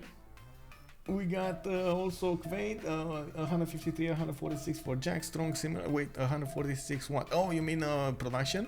163 on JackTheRipper. Yeah, we do have, as you can see, him generating like 50 more, 60 more production than his opponents. Quite important. Most of it is coming from a lot of cities. 2, 4, 6, 8, 9 cities for him to handle. And of course, you did notice is trying to defend the city of Antananarivo from any kind of attack, and he's keeping all of those units over there. We do have there's, I think at the moment Salty is a bit conflicted over here. Is she gonna cheer for Hazaggi or is she gonna cheer for Tidube? You know, like what's gonna happen? You know, what's gonna happen? What do I do now? What do I do now? We do have Tenochtitlan for Hazaggi getting quite a few builders. He's starting to improve more of his tiles. Did manage to get another settler after he dealt with that scout from Rome. It looks like that scout didn't get away from the horse. Of course, Texcoco did repair the grove, and he's starting to get a few more commercials for the extra trade routes. I will cheer for whoever goes to war. Wow, Mad beats Loader. Wait. and put that poll up. We need to put a poll up for who? Okay, let's put a poll up. Let's do it. Let's do it. Who should we cheer for? Tidube or Hazaggi? Or of course KW. Like KW is something that, you know, we definitely need to do it.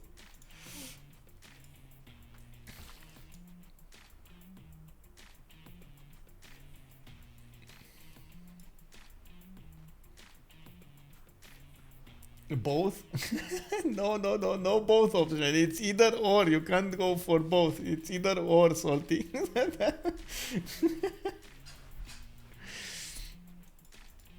Okay, we do have, you can see over here the fleets coming up. Tidube did get Gaius Julius as a great animal, so he's getting, well, I guess it doesn't really help him out because it's Spain. He's getting a fleet anyway. Gaius Julius does give you a fleet, but at least he did take it away from his opponents. While we do have Talasta putting more boats into production and starting up his Squadron production. I'm a bit concerned about his lack of scouts here. I was definitely expecting a few more scouts in the water for the extra support bonus. But oh well, it is what it is.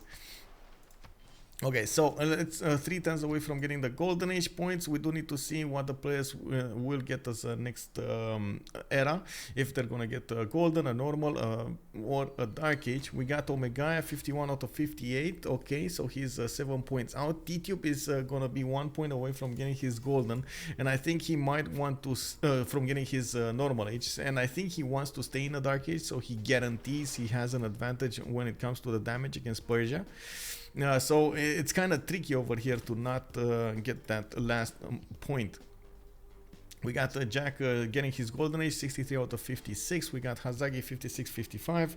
Looks like we do also need to see on Hazaggi, 56, 55. Okay, he's got his. Alexis, 67, 65. Okay, Rome got his. Talasta is 3 points away on Persia.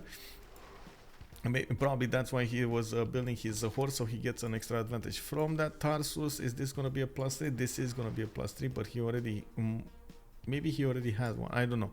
Maybe he's going to get the one from there. Looks like we do have Sun-Tzu, 78 out of 62, and Floppy is 4 points away from getting his Golden. Very important for Floppy to get his Golden. I think he's going to chop at Temenaki from the city of London. Getting some extra points of production and science in that city center is going to be nice. And of course, next turn he's probably going to try to get it as soon as possible. Look at the builders, they're getting ready for it. Give me a second over here. I do need to get this.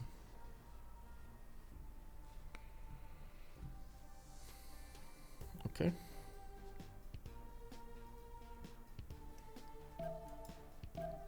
Manchester City does have a builder coming up in 4, and I do notice Floppy did manage to put 2 swordsmen on the defense of the city of Manchester with another warrior available to get upgraded there. He needs to be careful because first of all, JackTheRipper doesn't have a very big advantage when it comes to the science, and he doesn't have the ability to actually get general over here to increase the damage of those units. So the only thing that Jack could do to increase the damage of his units is foreign ministry first of all, and then technology. We're gonna see. Well, I guess those are 2 things that he needs to do. On the era score, let's see it. There we go. We do have Floppy managing to get 55 out of 56. He needs 1 more point to go for this, and maybe he's gonna touch some levies there. Now we got an attack coming out from Russia on the city of Bradford, putting some pressure on England, while Eleanor did get pushed out of the borders of Newcastle upon Tyne. Can't really go anymore there, but oh my god, actually Floppy could try to get a builder or multiple builders away from Omegaia. We do have Aryabhata from Novgorod. It looks like a horseman coming out of the city of Novgorod over there in 1. Grandmaster Chapel coming out from St. Petersburg. I do notice Russia did build Mahabodhi Temple and is getting multiple theater squares to work on his side. He has also Hanging Gardens, and I do notice he is on 162 faith a turn, 63 science, 119 culture. On the culture victory screen, we do have him on 64 tourism per turn. it's not that big to start acquiring tourists, and of course it's going to take a while until he's going to get a lot bigger and a lot stronger. In the meantime, he's going to need to defend Aztec, he's going to need to defend England, maybe poke a little bit on England, so he has quite a bit of things to do before he's going to be able to go full on culture victory. Not to mention, in the meantime, we will have a bit of a struggle over here for Persia to remain alive. Spain, I believe Spain is gonna try to go at him with all his might and power, and let's see, is he staying in a dark age? That's the most, I think is the most important thing. Tidube staying in a dark age. What do we have here? The giant connected sea is awesome for the naval. Yes, it is awesome. Yes, Jack revealed his card.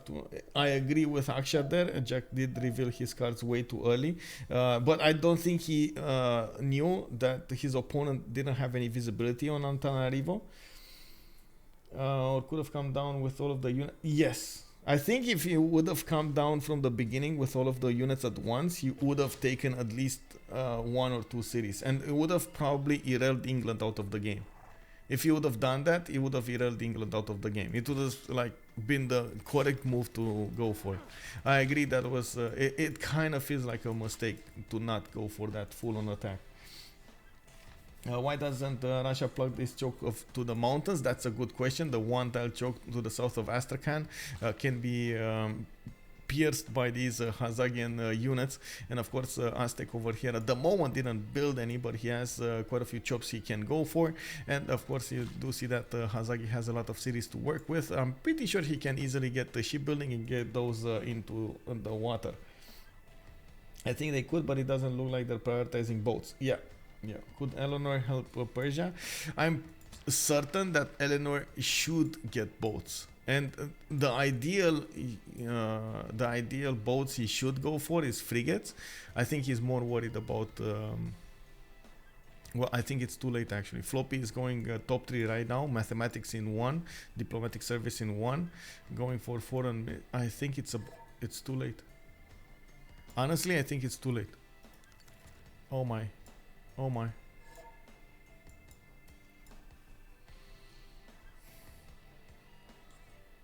Like ideally you want Eleanor to go for frigates and Persia to focus everything on caravels to get frontline and backline, but since England didn't get any pre-builds, well, it is a moment.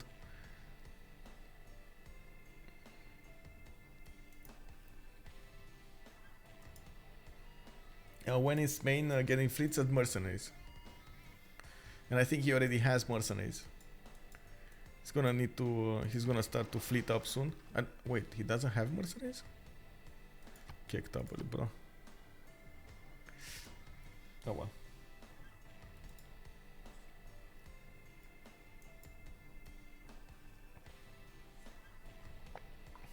Well, I guess we got a minute here.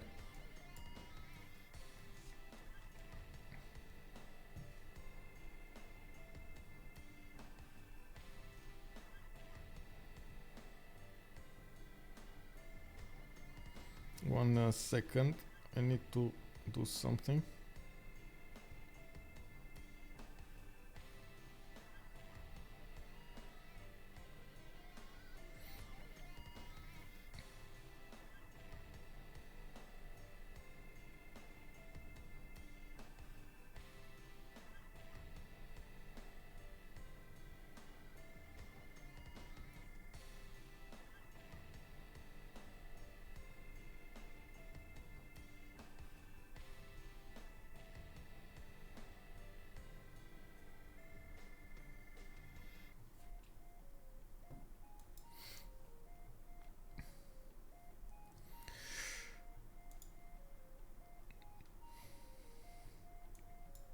There are so many boats coming out from Tidube, by the way, from both sides. Look at him, 2, 4, 6, 8, 10, 12, 14, 16, 18, 20, 22, 24, 26 boats, 27 actually with this one.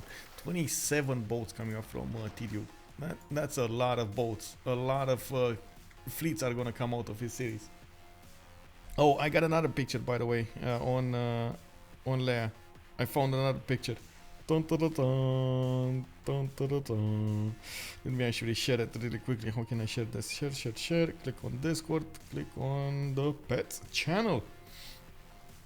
There we go. We had in the courtyard, we had one of those, let me actually put it up on the screen, one of those baths, you know, like, not baths, how do you call it, like it's something that you put water in. It's like a pool, I guess, and we got it for the how to say, for the dogs to have fun in. So when we tried to get it, back, tried to make it small, tried to get the water out, Leia was like, nope, don't do this. No, you know what? You're not touching this. Don't do this. It's my pool. You ain't touching this.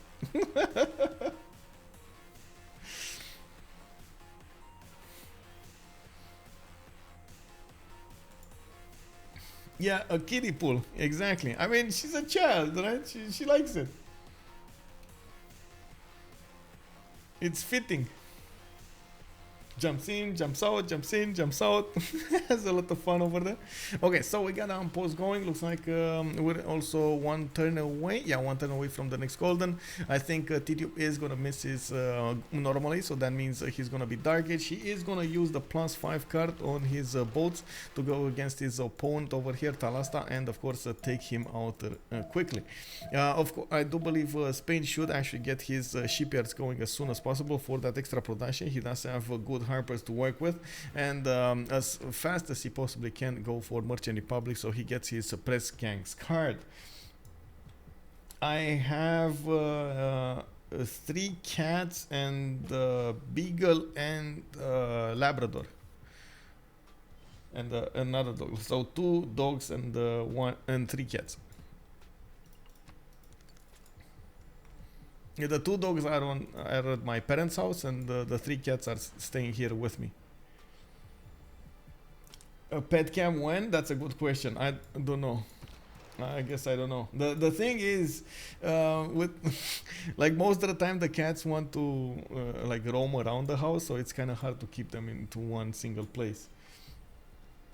That's a good question. Actually, how much gold do they benefit from? Looks like on Sustain we don't have that much gold. Tidube is on 325 gold, and of course we do have 174 on Hazaggi. Jack is on 46 gold, and Omegaia is on 118. It does seem like they spend the gold.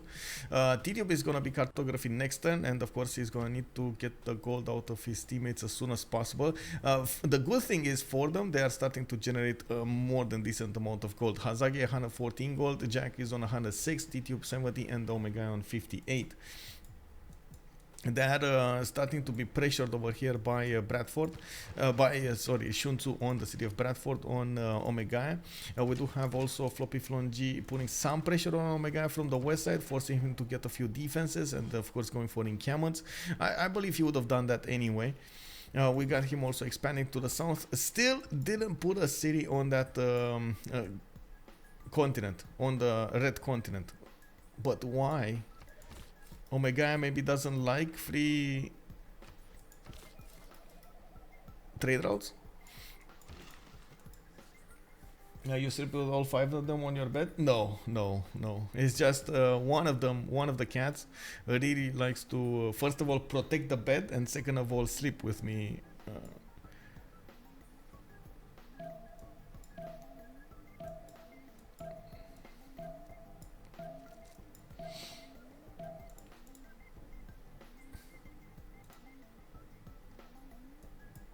On the other side, we do have a lot of gold actually coming up in the bank, 200, 365, and 356. And I guess one of the things that I didn't want to check out was how much gold they're benefiting from. Give me a second. Okay, Palpatine is first. I'm go B. Let's see. Go. Man, I go B. Digital. I go B into silver. And then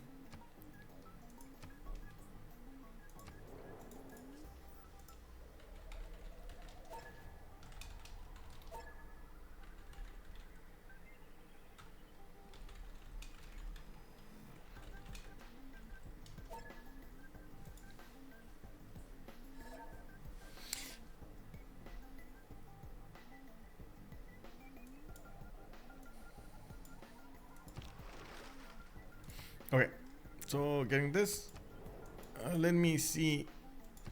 Persia mercenaries. This is okay. He's on guilds. Did he get mercenaries? I don't know. Education in 1, and I'm pretty sure he's like 1 turn off from cartography. He doesn't want to finish it quickly.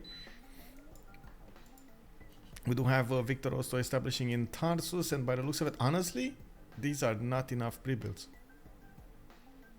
Like 2, 4, 6, 8, 9, 10, 11, 12 pre-builds versus like 26, 27 pre-builds from Spain that are all gonna turn into fleets. That's just not good enough.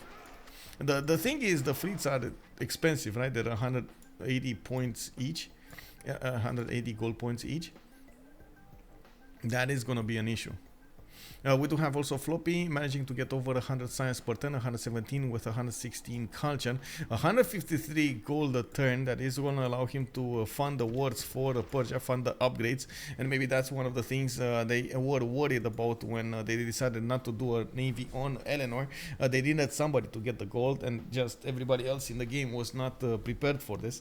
I do have to say, I was expecting Rome to make some form of a military and gold generation. I was expecting him to go for commercials from the beginning, but it looks like he did choose to go for science and then going for his production. Not bad, but definitely a different way of approaching the game. There's a bunch of naval trade routes that can be pillaged. Yeah, a lot of naval trade routes, actually, a lot of naval trade routes over here. Look at them. 1 and a 2 and a 3 and a 4 and a 5 and a oh my god, a lot of trade routes. And we're starting to see the coupling of Omegaia's also trade routes with Aztec Empire. We're gonna see how fast he's gonna go up to more than 100 gold per turn. It's just a matter of time. We do have, by the way, Jack on 200 production, while Floppy is on 100. We got Sun-Tzu on 164. He's trying to keep up with this, but he's not really up there. JackTheRipper does manage to get encampments down, and by the looks of it, he did need to build an army on the east side where Rome is trying to poke in a little bit. You do see that Alexis did manage to recruit Hannibal Barca, and he has a few horses here and there, trying to see if there is a way for him to maybe get Hungarian cities. I wouldn't hold my breath for this, though. I wouldn't really hold my breath for this. Got up early to get the tech instead, then production for the boats. Yeah, spent time building boats instead of campuses. Why did Spain science stagnated? He was doing well initially. Well, I would say it's more about the Dark Age here. He put on he wanted to hit a Dark Age, so it's on all-in attack from him, and that will give him a serious advantage when going against his opponent. These are 84 strength caravels without a promotion. 84 strength caravels. They're gonna be extremely hard to deal with. And of course, we could have a fleet from also England. I'm not sure where all of those boats went. Oh, there we go, there they are. They're still trying to figure out how the land looks like, if there is any kind of way for him to do something with them. I still believe we could have actually seen them in the cities of Spain over here, getting upgrades into caravels, but in the meantime, he's definitely busy doing something else. We got in the World Congress session, Monarchy getting a wildcard policy slot. That's predictable. Honey, no amenities, and then Sun-Tzu getting 2 diplo points. That actually is an advantage for them, because we did have Sun-Tzu getting Mahabodhi Temple. He's already on 6 out of 20 diplo points, and of course I do believe he can get some more. Getting some campuses out and trying to be as much of a nuisance as possible to England. Does he have enough? Oh man, the city of Antanarivo's army is just getting bigger. Like, sure, it's levied by Hungary right now, it's just sitting there, but it's just getting bigger and bigger and stronger. Can he deal with? I think he can deal with the Quadrim. Oh my god, this archer, bro. 20 strength archer, okay. Against, like, this is a 20 strength archer against Quadrims. It should be like 5 or something. FloppyFlong G on Okay, what did he build? He built something that he didn't have. Oh, a knight, the first knight of the game. Okay, that's what happened. What about Great Writer?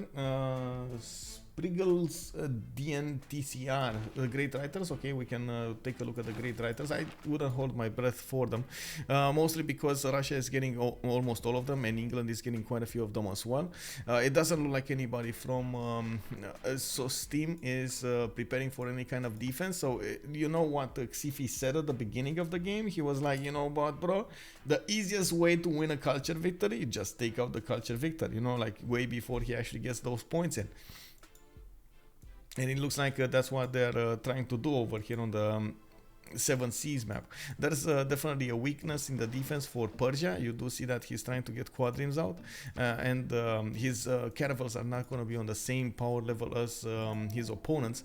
Talasta is going to get cartography next turn, and I do still believe he has mercenaries already. So he's going to try to upgrade quite a few of those caravels. The thing is, he sees this attack coming. He sees the caravel fleets coming against him with an admiral. Both of them have admirals, so that's not going to be a differentiator. One of the advantages of Persia is he has the +3 attack on attack, and he has also Rahendra Kola. But now we get to see the damage. He just upgraded. It's 84 against 80. So it looks like there is the Tidube's ability to get Dark Age and at the same time upgrade all of these boats relatively quickly is going to allow him to get the kills on the Persian caravels. He has more damage than the caravels on return on the defense with all of the banks and on them.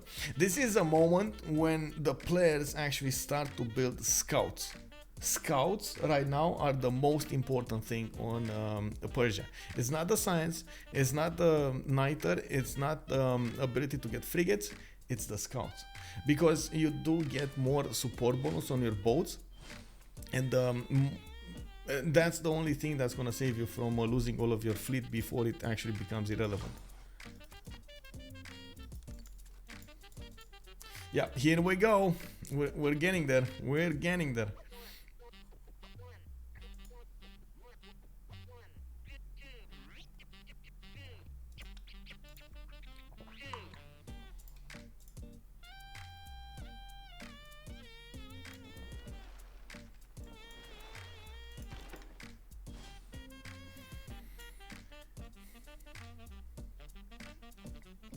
I'm still curious what Hungary is gonna do over here with that army on Antananarivo. Is just sitting there.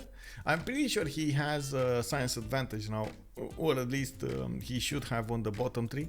Floppy should go top 3. Oh no, Floppy is going bottom 3. So it looks like he's trying to defend over here. We do have Jack with an ability. No, he doesn't have men at arms. What is Jack going? Education, so he's opening up universities. He's gonna try to go for more science. Okay, so this is late game. This is him preparing for late game. He doesn't want to spend that gold at the meantime. He wants to go for the late game. He made a decision. Okay. Yeah, that's a good one actually. Bongos man, how are you liking the game so far? We have one big timing hit by Spain. We do have him actually trying to nail exactly the age that he's gonna need to be in to do the full damage against his opponent. Quite a few things are happening in the game over here. I do also want to point out we did go into the next era, right? So we got new points, new advantages coming up from the Golden Age. For example, Victoria did go this time for a free inquiry Golden Age, getting the extra points of science from his harbors and commercials. 125 science, 45 culture. We got Jack in Penbash and Voice, his second one. We got Hazaggi Penbash and Voice, again second one, 72 science and 130 culture already. Not to mention he's generating 154 gold a turn, the most gold out of the game with 200 production. I would say at the moment it's a lot more production coming up from the SAS team overall. Sumer Rangers do struggle to get all of those production points going. We do have also Rome in a pen brush and voice, Talasta pen brush and voice, Sun-Tzu pen brush and voice. This time in his second era, he didn't choose to go for his monumentality. And I do see FloppyFlong G in a free inquiry golden age with 127 science and 111 culture. I'm feeling a bit of a mistake over here from him going this way, but oh well, we'll see. More theater squares coming out of his cities. He did manage to get the Temenaki bonuses in the capital, and I think he should definitely switch this time. I don't know why he doesn't, but it is what it is. Also, he's starting to build a few more campuses to get all of those points going. There's a massive war brewing between Tidube's caravels and of course the Persian caravels. Persia on the offense, he just cannot breach the defenses of the Spanish caravel fleets. It's way to my strength, even with the extra +3 that he has on his side. It's just not enough of an advantage. And right now, this begs the question if Persia should have actually went for the Dark Age also. Okay, finally we got scouts in the... Come on, get the scouts, bro. Get the scouts are the most important thing at the moment. He's getting them. He is getting them. Spy also coming out from Pasagade. I don't see any spy coming out from Spain, and this is a question: did he build one or did he get one? I think he went... Oh, he doesn't have intelligence agency, so he can only build one. His culture is kind of tiny though. Exploration in Tutan, so he's going for the hard builds here. He's going for press gangs hard builds. I don't think he's gonna delay diplomatic service. I think Jack is going EU push versus Rome. He's building horses. Yeah, I saw on the east side he was building quite a few horses. So you think he's gonna go black armies against Rome? I mean, he could. Rome is not well prepared against this, and they don't have a lot of leeway to actually handle this. Leeway when I can, like flexibility, build an army, get it fast and so on. Like you need production, you need gold upgrades. Oh, hussars. Okay, so yeah, that could work as well. I don't see him going gunpowder though. Don't need. So he wants to be here, right, on the replacement calves.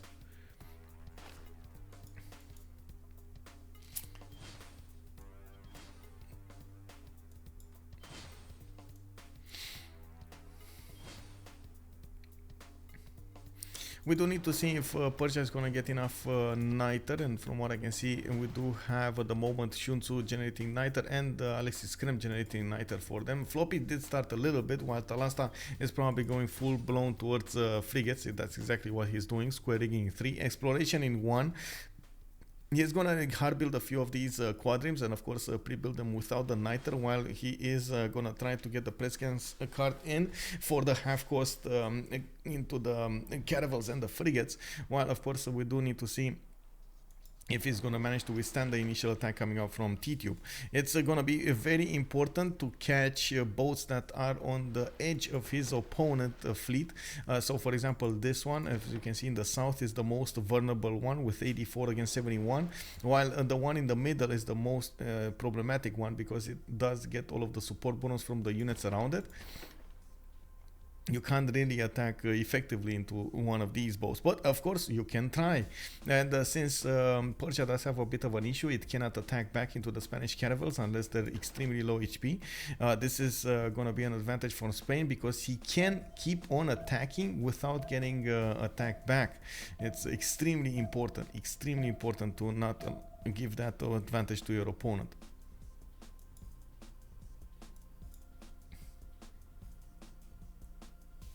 You don't count the flanking bonus that he's gonna get. You mean when he's gonna attack this one? I don't think it's gonna be that much though. Let's see. It's gonna be like what, +4, +6? Maybe he can take it out actually. If it's +6, he could take it out. It's yeah.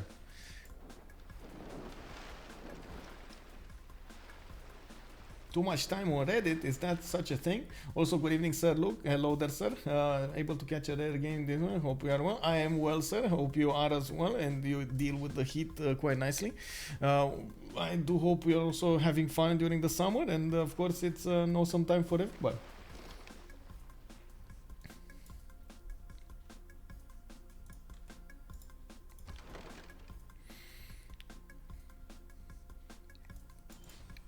You do see that immediately after Talasta did manage to put more scouts in the water, he started getting all of that support bonus. Now we're talking about a stalemate, while there was an advantage earlier on the caravels of Spain.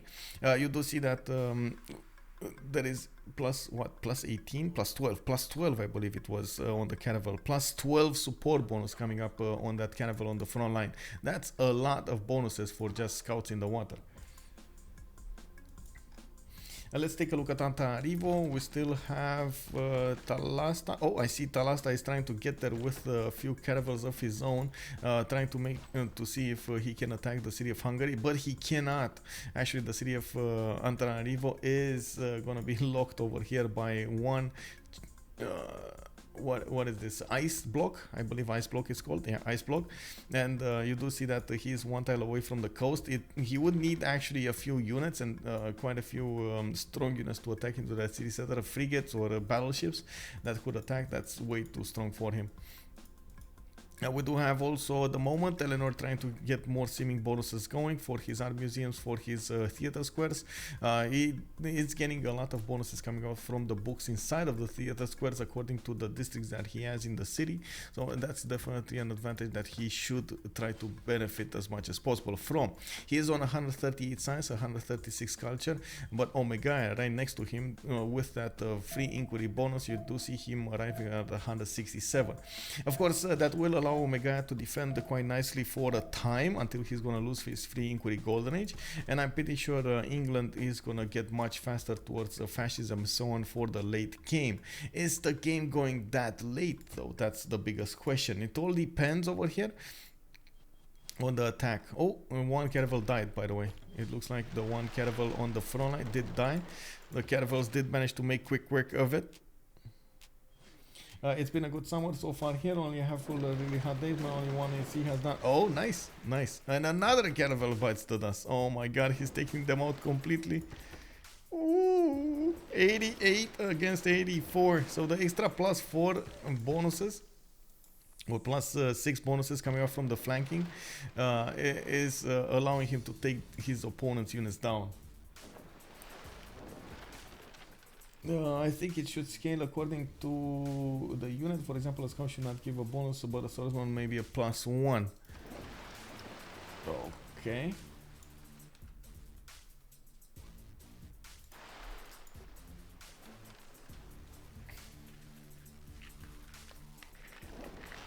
I'm right now I just rewinded through my mind the 300 second episode series, like second movie series, and I'm like, oh my god, those scenes when they were jumping from the cliffs on boats or from boats to boats with only their swords in one hand and their shield in the other.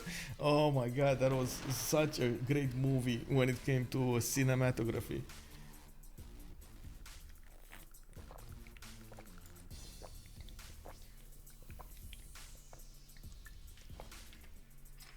Wait, they cost 60, so yeah, that's an important part. They can buy a lot of them. They can definitely buy a lot of them and also build them really quickly. It's all good, man. It's all good. Avoiding what is strong, attack is what is weak. Yeah, exactly. Well, we do have, as you can see, 81 points of attack on this caravel. I do believe Persia is going to start to take out the scouts here, slowly but surely, dwindling the numbers of the Persian fleet. There was no victim on the Spanish fleet, even though he did take out 3 of the caravels of Persia. Of course, you do see that yeah, he's gonna take out all of the stragglers and has more boats to join. Oh my god. Oh my god. When these Spanish caravel fleets are gonna get their promotions, this is just over. This is just, oh my, this is no way out, bro. No way out. Spain, just too strong for Persia. Those fleets with the admiral, with everything, is just too strong. And this is the reason I was thinking maybe we're gonna see some frigates coming out from Eleanor, but honestly I'm not so certain if they would have made the difference. And this is actually, you know what, I want to put a poll up. Would frigates have made a difference? Yes, no, maybe. Kick W. I wanna ask, would the frigates would frigates make a difference over here on the defense of Persia? Maybe frigates coming off from England, like would 6 frigates, for example, would have helped out Persia to defend against Spain? Spain, the Zulu of the seas. Yep. Just chugging along, dealing the damage points against his opponent, you know, grinding his way towards the main cities of Persia. Oh, we got a promotion, and of course we do need to see if Persia can actually attack. He can take out the first caravel. Will he do it though? Will Persia take out the first caravel of Spain? He can do it. He can do it. And we got frigates coming out from the Persia city. Looks like he can upgrade quite a few Squadrons over here, as in Hagmatana, 2 of them, 3 of them actually. And he's gonna try to make something. And this is the poll. This is the poll. Like, what is going on? Do you think they're gonna make a difference? We got at the moment a split opinion between yes and no. And some people are saying maybe, you know, maybe they're gonna make a difference. They're not sure yet, and they're not sure.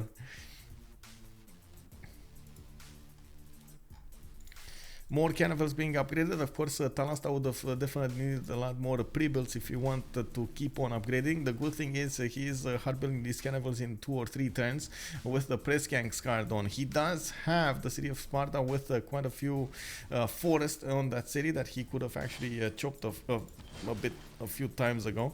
You can see also the frigates dealing 71 damage against the caravels defense of 80, and we do at the moment see that Tidube didn't actually promote any one of any one of his boats with a +7.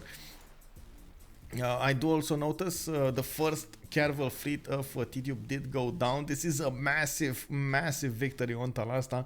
Finally he took down a boat caravel fleet, you know. This is massive. We do also notice Hazaggi is 1 turn away from getting civil engineering. I think he just finished it, the same as FloppyFlong. The one that is trying to go for the Diplo victory is of course Sun-Tzu, and we're going to need to see if he is going to be the one managing to get all of those points. At the moment he is still on 6 out of 20. That means he didn't build anything, but we do need to scout out his borders over here. Maybe he did put some so he has quite a few harbors, but he didn't actually put down the Statue of Liberty. Okay, still no upgrades from Hungary to go against Manchester. We do have Spain just slowly taking down the units of Persia, and did manage to take down one of the cities of Persia, that's Sparta to the north. KW wins the day. Second runner-up, we do have the yes, and of course it looks like frigates will need to show us what they can do against the Spanish caravel fleets. There are quite a few of them over here upgraded in the city of Hagmatana, and Talasta is definitely trying to figure out what is the best way that he could use them. We do have also on the sim of Montezuma a lot of cities coming out from him. Still more settlers, 2, 4, 6, 8, 10 cities right now at the count, and he will get 12 soon enough.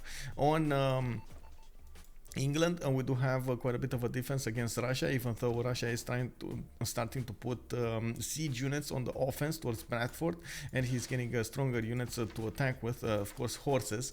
Russia does benefit from Oracle. He did manage to get Grandmaster Chapel, Apadana, Temple of Artemis, Mahabodhi Temple, quite a few wonders over here. So he is having a good game, a good result on his yields. Still 94 science and 200 culture. He's lagging a little bit behind in the science screen, while Omegaia does benefit from literally double the amount of science. That is gonna be a bit of an issue over here for Sun-Tzu.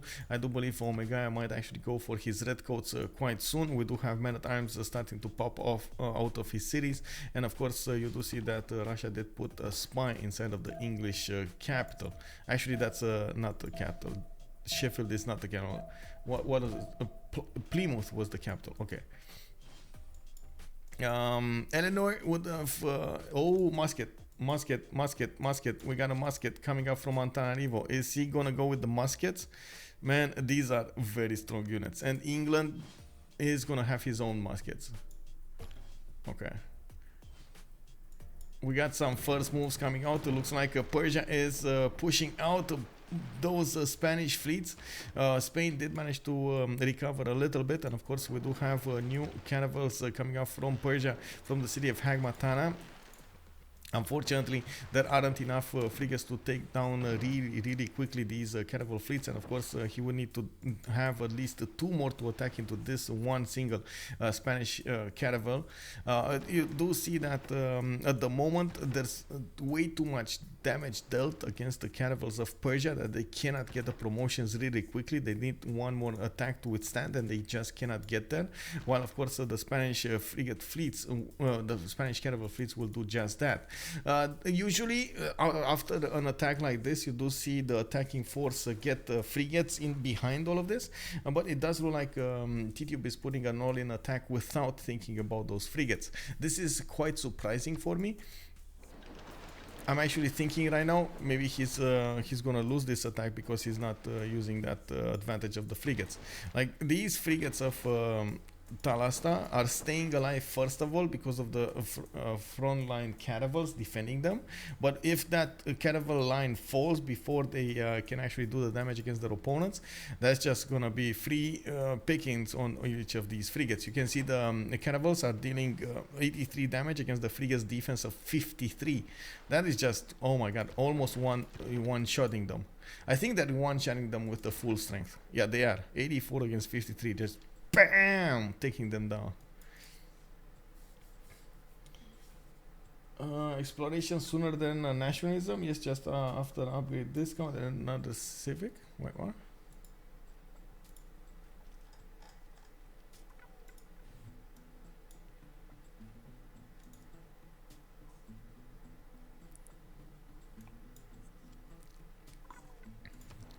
We are 10 turns away from switching the era, and of course Tidube over here is still in a dark age, benefiting from that +5 card on all of his units, on the melee attack units. We do see he still is needing to deal oh, did he just one-shot? Was that a frigate? Or a caravel? Wait, what? Let's see the first moves. By the way, some of these caravels did get promoted with a +7 combat strength against naval units, so they are dealing more damage. They have the +1. They are 100% attacking into the frigates with the full strength, and of course I'm actually surprised Talasta did put a frigate right next to that caravel. I was like, bro, that's just, you know, not gonna work. You're gonna lose that. You're gonna 100% gonna lose that. Somebody put down Statue of Liberty. Is that Aztec? No. No. Is that Russia? No. No, that's not Russia. Is that Eleanor? Wait. What? That's not Eleanor either? No, I must have missed something. Like this is not real life.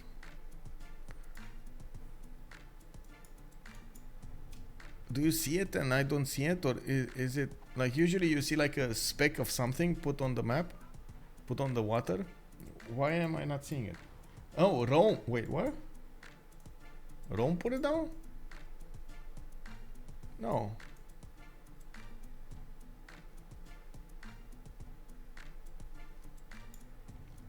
Do the scouts give a bonus on offense too, or just on defending? They should do both. Yeah, we were discussing when down Spain get armadas. Oh, I see. Look at the production of Hungary keeping up with Russia. Yeah, it's Hungary is just amazing right now. Amazing production. Do we have it from him actually defending Hungary? No. Man, who put down that Statue of Liberty? Where is it?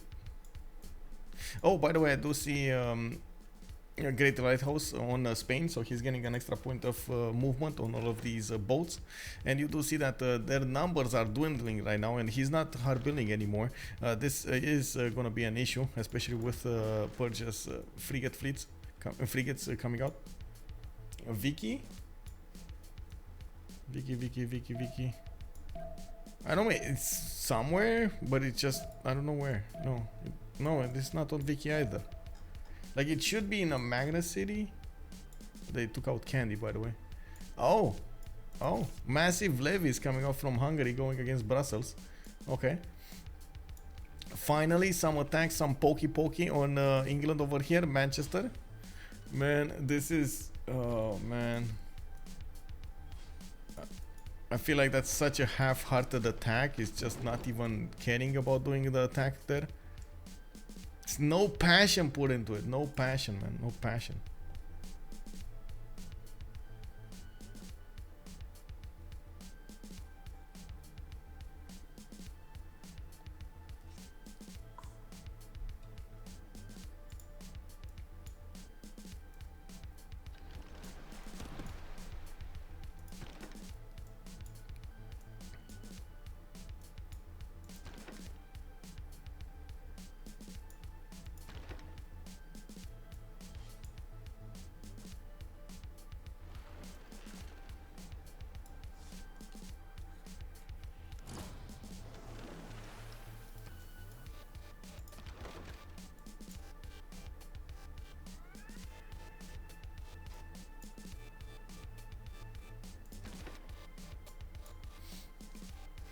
Check it out in search. Search doesn't work, unfortunately. It just doesn't work. Maybe, I don't know, maybe I just don't see it pop on the screen over here. But it should take out the yields of a city. I don't know, man. Maybe I just saw it. Maybe I didn't see it correctly. Maybe I didn't see the notification, didn't read it fast enough, and I thought it's Statue of Liberty, but it wasn't. Oh, it is. Solikamsk. It's Russia doing it. And how is he allowed to do this? We got him 12 turns to finishing. He's just a sleeper. Oh my god, he's doing it. Look at that. We found it. Solikamsk. Sun-Tzu with 1 trebuchet, 1 archer. Oh my god, man, this is one of the 300s. And I do see one single galley to defend English Navy, Aztec Navy. It's nowhere to be found. Oh my god, we found it. Yeah.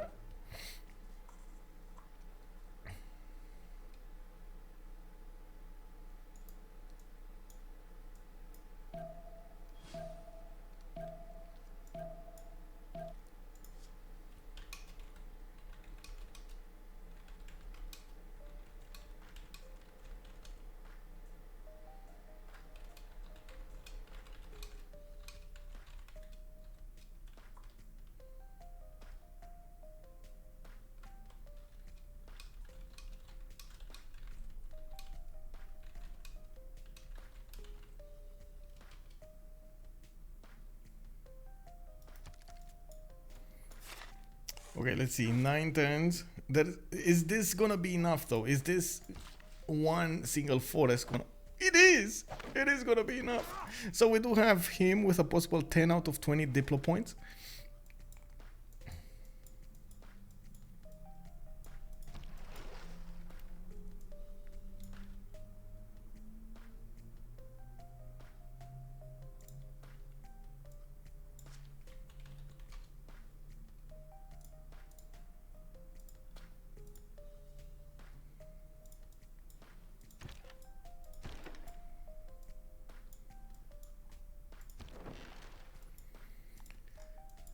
Man, I think we need to face the music here, honestly. I think we need to face the music. Did Tidube just lose his fleet? Wait, boys. Wait.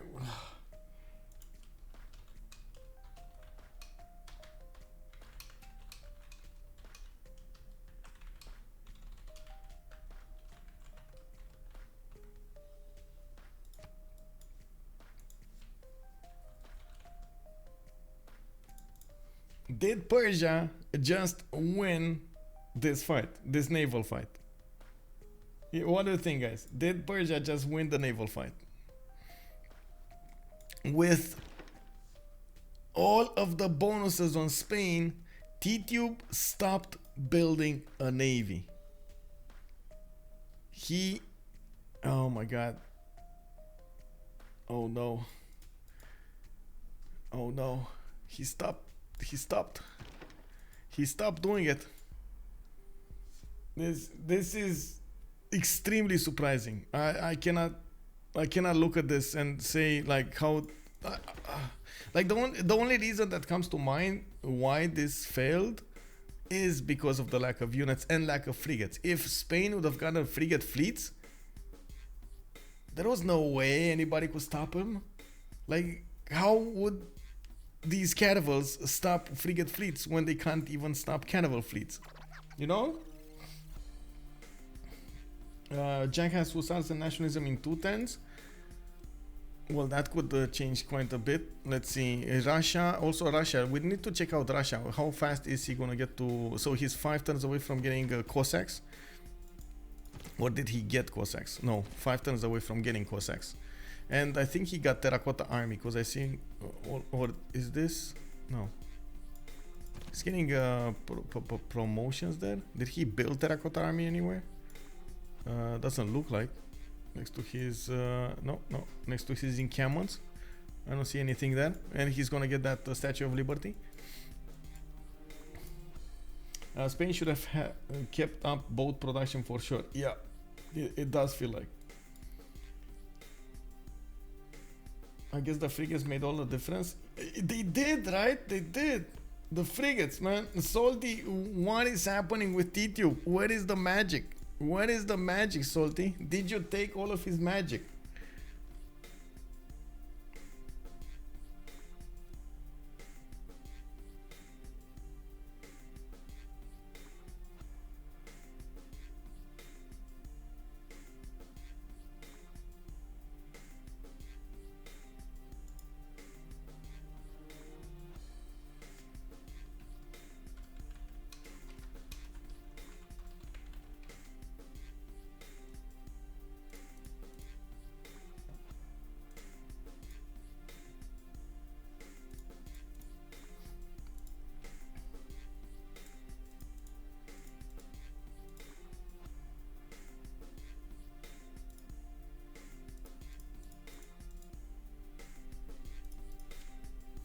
Give me a second. We're gonna need to wait for the player to rejoin anyway. Need to find something really quickly.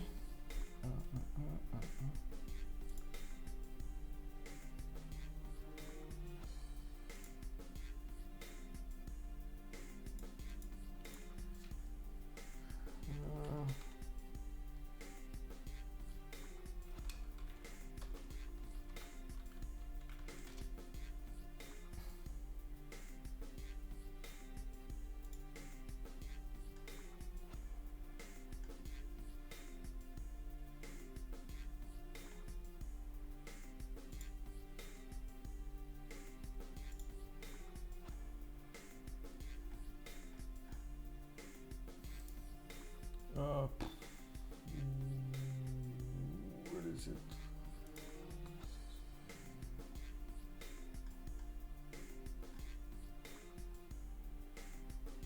Okay.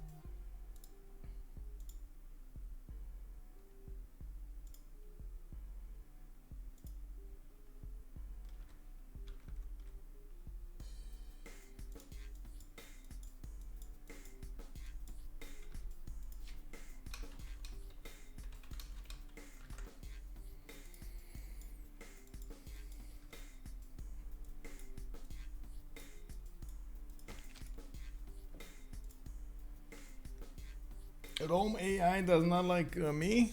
Where is Rome AI? I think there's a clear hit against spectators. So whenever AIs are in the game, they clearly don't like spectators. Remapping whatever sees is a gamble. Yeah, I mean, honestly, I don't think they should have remapped. Like, except the Persian spawn, which again he won it. Like, how is this possible? They won it. Like, England's spawn was massive. 4 continents next to him. 1, 2, 3. That's massive.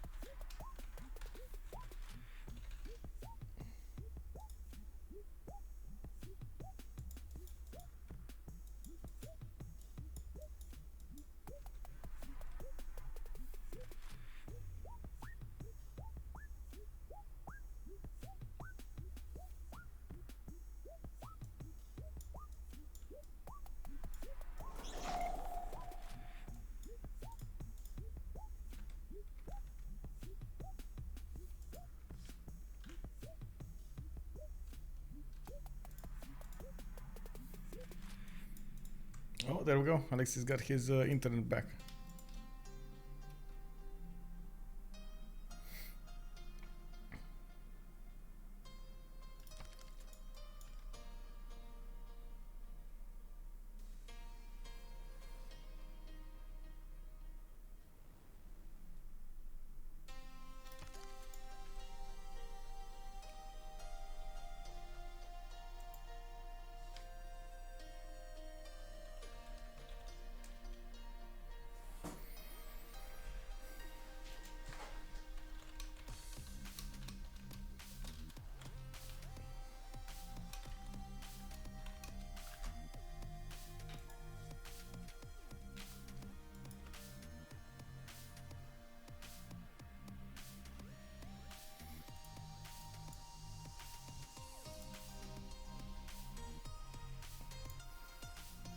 Well, we do have the game started back, and of course we did see the dwindling fleet of Spain. He is still trying to keep up with taking down the Persian units, but there are way too many coming up, and of course you do see that Talasta did realize his only way out of this is to keep on building. He also did manage to get all of the scouts next to his fleet, and again that might have been another significant difference between the two navies. Spain did not have any scouts with his fleet, and of course he's now getting pushed back considerably. We do have quite a few cannibal fleets going back to his territory, 2 of them right now, with another one coming up next. And of course we do need to see if Persia will manage to take down the Spanish fleet after this. There is a possibility for Aztec to come into the warfare alongside with England, but I believe England right now is pre-building redcoats, and he definitely wants to be on the bottom 3, not on the top 3. Since we do have Jack going for military science on the bottom 3, I believe also Omegaia will get that boost. He's gonna be quite happy with it. Fatah's Gamer, good evening sir, and welcome. Thank you very much for the follow.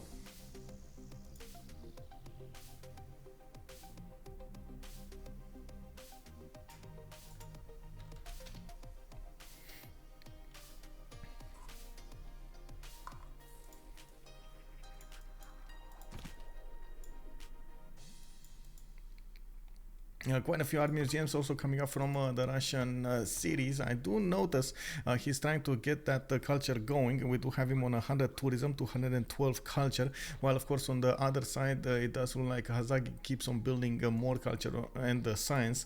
This is going to allow them to defend quite nicely, and we do have of course Hazaggi over here trying as much as possible to not allow his team to lose to a culture victory. I'm actually curious, where is his... Oh my god, Gobustan, by the way, so much culture coming up from that one city. Texcoco is generating 57 culture points. 57 culture points. Unbelievable. I was expecting him to have quite a few more. Oh, I see what it is. It's pen, brush, and voice. Oh my god, he's gonna lose the pen, brush, and voice. Like, he has no theater squares. He's gonna lose all of that advantage.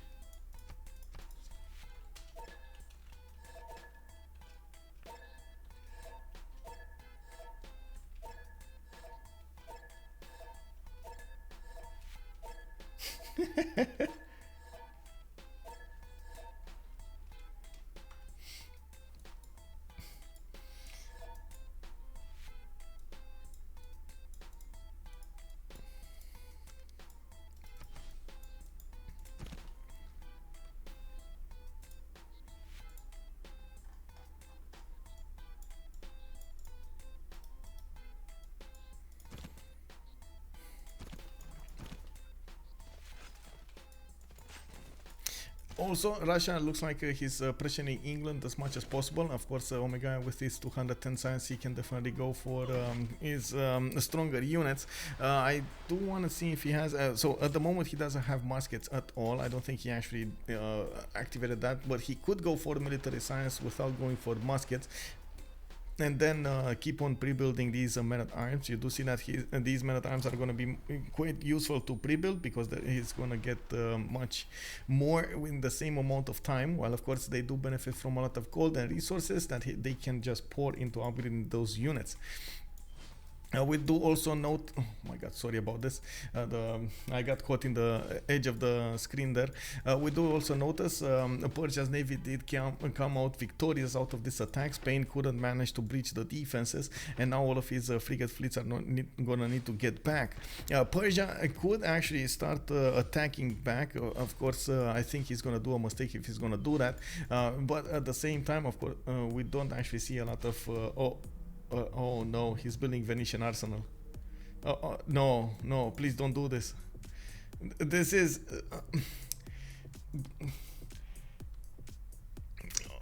so every time somebody tries to build Venetian arsenal, his team loses. I don't know how many times we've seen this, but we've seen this so many times in the past like 6 months that I totally forgot to stop counting.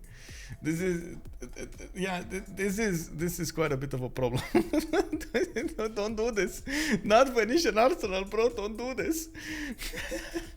Anyway, it also did get nerfed, and I was like making Pikachu faces. Why did it get nerfed? Yes, it's a strong wonder, but I mean, most of the time when somebody builds it, it loses. Like, so I don't know, man. It doesn't seem that strong when you put that into the equation. What happens in real life versus the bonuses, you know, on paper. Anyway, I do also need to see what England is gonna do over here against that encroaching army from Hungary. Looks like JackTheRipper still did not wanna do this. Wait, Vatican City. He's getting his line infant. Wait. Attacking force. Okay, hussars. So this is the main attack force. He has his hussars ready to go. He's gonna probably stomp the armies of Rome over here next to the spy styles, and then he's gonna keep on going. Rome did not close its chokes, but what he did manage to do is discover, and of course he has the vision over this city. He knows what is happening over here with all of those hussars. So many hussars though. And nationalism when? It's probably this time? Yeah, he does have it. So he can form the court. He can move from the court, from the courts. He could even use the good old tactic of attacking, then courting up, and then attacking again, and so on against his opponents. Also trying to get Terracotta Army 3 turns from his capital city. He has more hussars being hard built, and it looks like he's from the north. The Spain fleet is going to arrive there. We do have the Persian fleet starting to move forward, and of course you do see the frigates getting promoted here and upgraded. They're dealing a significant amount of damage right now against the Spanish caravels, even if they're promoted. Oh my god, this is going to be a problem. Oh no, 13 turns for Venetian, man. This is not real life. This is not real life, man.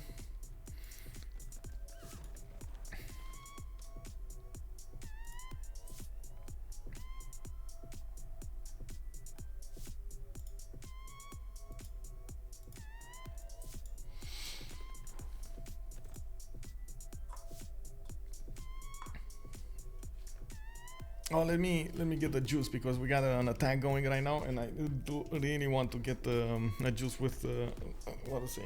Actually, yeah, it needs to be.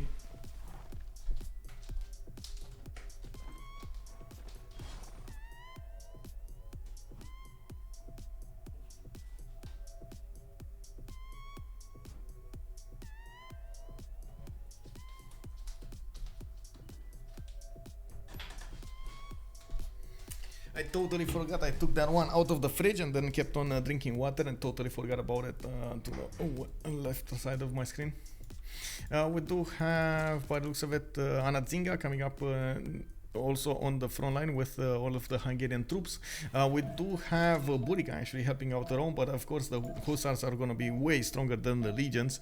We do see in the production queues of the cities of Rome pikemen. And of course, he does have a decent amount of production coming out from his cities. He did go for industrial zones between his cities, and of course is right now at where is Rome, 234 production, not that far away from Jack's 279. The main problem is probably the cards at the moment. He needs to put on the cards for the pikemen. And of course, we do need to see how fast he's going to manage to get a general also. This is actually extremely surprising. Rome was the first one to actually get encampments down, and I think he did have, unfortunately, he did make a mistake there. We do have Isaac Newton coming up for Hungary with the university and the libraries in the districts. University also provide him the +2 science, and he's going to get a massive boost of science coming off from that. They just switched. No, they didn't switch to the next era. Jack is on 142 science, 157 culture. Wasn't he on more? Did he just lose a card or something? Oh, he didn't activate Newton, that's why. Okay. He's more focused on the war, and you do see immediately those two legions melted on the front line, and he's gonna melt other units. I do want to see. Oh my god. Oh no. Oh no. The pikemen are just dying. Oh no, Rome, can you get piking shots? No. Alexis, krempp, can you please go for piking shots, bro? Yeah. By the looks of it, Hazaggi and Jack are just gonna win this game. But we do need to see what the line infantry of Hungary will do to the north of Manchester. Of course, FloppyFlong was getting pushed from the south, and you do see there still are levied Hungarian units next to the English borders on the west side. We do have encampment training projects coming out from England to get a general for his redcoats, and we do see that Bandar Brunei got levied again.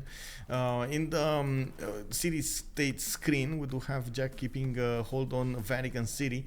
Quite a bit of an issue though. That's the one to the north. That's another city that he can buy out units, and even he's gonna go against Yaroslav, probably gonna take that city down with the line infantries. Not fully committing to this because he probably doesn't have enough moves during the turn to do everything. You can see even his hussars are needing quite a bit of an attention. He's getting his military engineers to build the roads and starting to core up those units on the front line.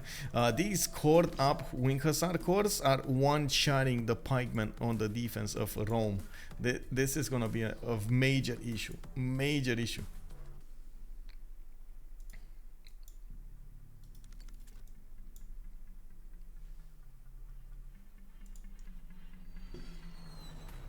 Yeah, imagine by the time Persia's fleet that has plane gets ironclads, even though, I mean, that would have been nice, but Tidube is 96 science, so I don't think he's ever gonna get in this game ironclads, mostly because the ironclads got changed for the requirements. The requirements for ironclads got changed. You right now need for steam power, you also need scientific theory, so you need to go all of the top middle tree, like astronomy and then scientific theory and banking and so on, to actually get the steam power. This is a major change, major change.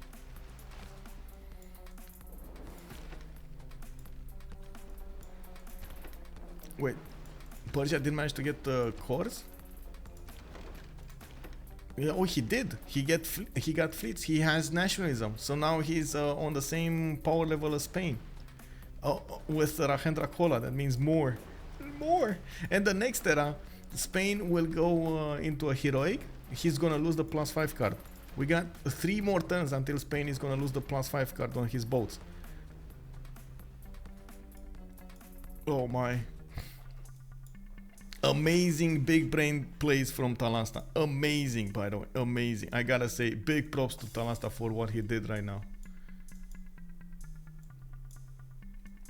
We do have also England, Eleanor with cuirassier corps and the cuirassiers. He did get a few field cannon corps to defend himself against the Hungarian levied units, while of course the encroaching army of the wing hussars is going to go against the cities of Rome, very quickly turning these armies into smoldering heaps of fire. Unfortunately, all of these hussar corps are very quick on attacking, and not to mention they're extremely dangerous. They do so much damage against their opponents. Needing to grant banks for ironclads feels awkward. I know, right? I don't know. Are you? Maybe, man.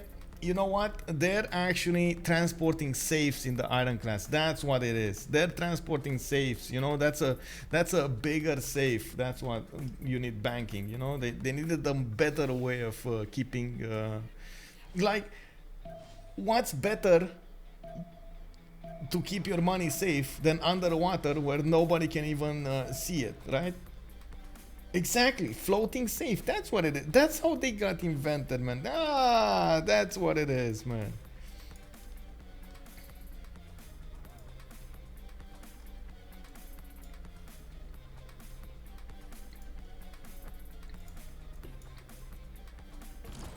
The next turn also Terracotta Army. Oh my god.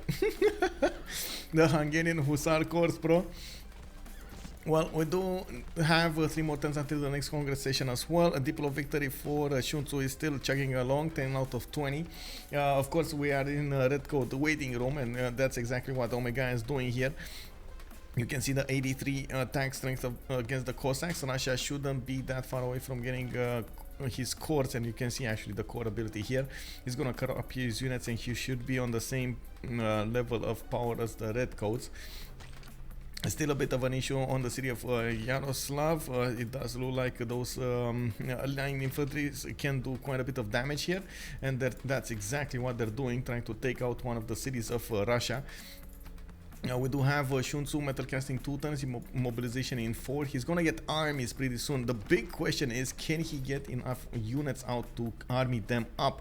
Remember, to make a core, you need 2 units. To make an army, you need 3 units. The same can be said about the coast. For a fleet, you need 2 units. For armada, you need 3 units. So that's quite a bit of effort from these nations that are trying to go for the core ability, for the army ability, and in a sense why you see so many units being pre-built and then so many few of them actually remain. You've seen that big ball of units here that is starting to definitely dwindle down, of course, after he got the core.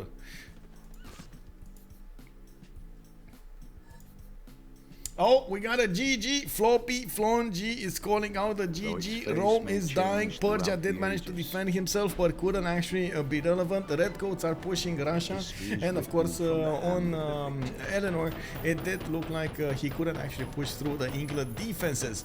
Quite a surprise attack coming up over here. We did have quite a few upsets. We didn't expect Spain to actually not manage to push the defenses of Persia. Amazing defense put up by Talasta over there. And then we did have Hungary pushing through the Roman defenses, which honestly I thought it's gonna go like he would with this opening of two encampments. I definitely thought he's gonna go for some kind of earlier push there. I'm still not sure why he went encampments. Like does anybody know?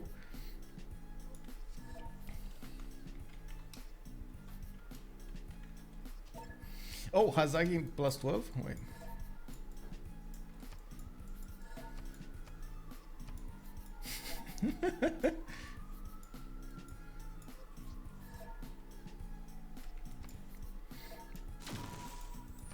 Wait, okay, one. Does he have a second territory here? Oh, he did. No, it's just two. Okay. Oh well. Let's see where they are in the channels over here for the CivFR.com. I do have to point out, of course, this is the French community. We do have JackTheRipper, which is not French, and he's probably going to need to speak in English. If they will be kind enough to talk with us in English, that's all well, that's all fun. At the same time, this is not a requirement. Of course, being a Francophone community, they will probably speak in French more than English. It is, of course, a pleasure for me to be there, and I do hope maybe they will answer some of our questions. But in the meantime, I think it's very important for the stream, viewers that are watching this and they are Francophone to actually hear what they have to say in the post-game chat. So let's go in the 4v46 and see what they have to say. Oh, another thing, I really hope we're not gonna hear like curses and stuff like that. If that happens, I'm gonna try to deal with it on a case-by-case basis. Produce like 10 horses, 20 horses in like. Yes, he took like for 10 turns, took the whole team, whole horses of the team. But it wins the game, so it's. I think you kinda got surprised. Yeah, you greedy as fuck. That's another way to say it. Yeah, actually, I thought we were going to fight later on the game. That's my bad. He went double encampment first station. Yeah, because I went walking, so I was 6 turns out of it, and I needed to optimize my team. So I went like, okay, I take that, so I go double encampment. It's okay. So I settled double Mercury. I had 2 commercials done turn 22. Yeah. Man, Rob settled culture and I give him luxury. Yeah, I also got 2 invoices from Mahad, by the way. What the fuck? Nice. Yeah, we were planning, like I got it like super early, like before turn 14. We were actually planning to seize Brussels and Iral, yeah, Eleanor, I was but... scared about this, dude. I told them like I'm buying 3 slingers, upgrading him to archers, I'm killing all the units and I'm killing Brussels, otherwise I'm dead. Dude, I had ridiculously god spawn here, like I said, 2 commercials done turn 22, and then like I had God of War and Plunder. Like turn 35 when Aztec unlocked me merchant, he wanted the luxury one. I already had like 90 merchant points. But he got 1 trade route merchant, no? He got I got Marco one. Polo. I put Marco Polo in my cap. Because Okay, I took every So other. he can send me a lot of traders. But he only sends me what? Talasta? Oh, it sends me a lot of traders. It's 28 gold traders to my cap. You had a lot of boats. Tidube, I'm feeling dirty about Scout, I'm sorry, but you know, meta... You know, putain. By the way, Alexis, there is Mohusas coming, that's not all. But the naval fight is hard for me. You're 2 on the admirals and... yeah, you're 3. No, we are not 3. You just misclicked. Yeah, but anyway, even if I don't misclick, I'm alone because I'm Omegaia can't do any project, so... Tidube, you were free on the admirals, huh? It's just that your teammates didn't want a project. Yeah, I asked him, but he told me 6 turns, so... It was over. But it was really difficult, I was really afraid that you would destroy me.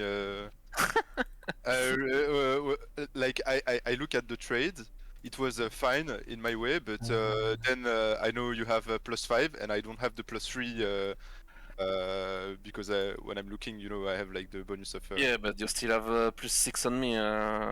It came pretty late actually. You had like few turns. You had a +3 on me with diplomacy visibility. I don't know how to say it. Yeah, but only a few turns. Yeah. Then it was much better. Then I at first Alexis told, "Oh, you're dying." I was like, "Shut up." I didn't say that, I said. Quand t'as tapé dans sa ville, j'ai fait oh putain. T'as aimé le petit moment d'Améliore en mode attends, j'apprends vite fait. Moi j'étais là, bon, celui-là, tant pis. Hein. J'ai vu le moment à 96, j'ai fait oh putain. Ouais, puis. Ah, mais toi tu reçois plein de roses aussi, toi, donc t'es bien mieux que moi, quoi. Ouais, et puis j'avais un très bon land, mec. Enfin, j'avais pas un land genre pour scale, mais genre pour faire ce que j'ai fait, c'était très bien. Bah, mon land était bien pour Sim aussi, hein. J'ai un petit settle science sur ma cap, ça c'est cool. Je manque un peu de prod, mais sinon ça va. J'ai fait le report, il manque un ban, si vous pouvez me le retrouver, SVP. Du coup, t'aurais pas aimé spawn à la place d'Omegaia, Tidube? Oh, carrément que si, mec. Quand j'ai vu ces speed bro, j'étais là en mode ah putain. Oh, what the fuck? Waouh, quadruple split. Ah ouais, d'accord. J'avais pas vu. Mais ce chien il m'a pas fait de projet, hein. Wait, who had quadruple split? Oh là. England. Victoria. The free rod were pretty clutch early game. Don't know how much, guys, you were making gold, because like later I was like 30 gold traders to Aztec before we reformed the coinage. We were like 300 GPT, I think, me and what is it, Hazaggi. I don't know how much Spain and Victoria making. I was doing like a bit more than 100.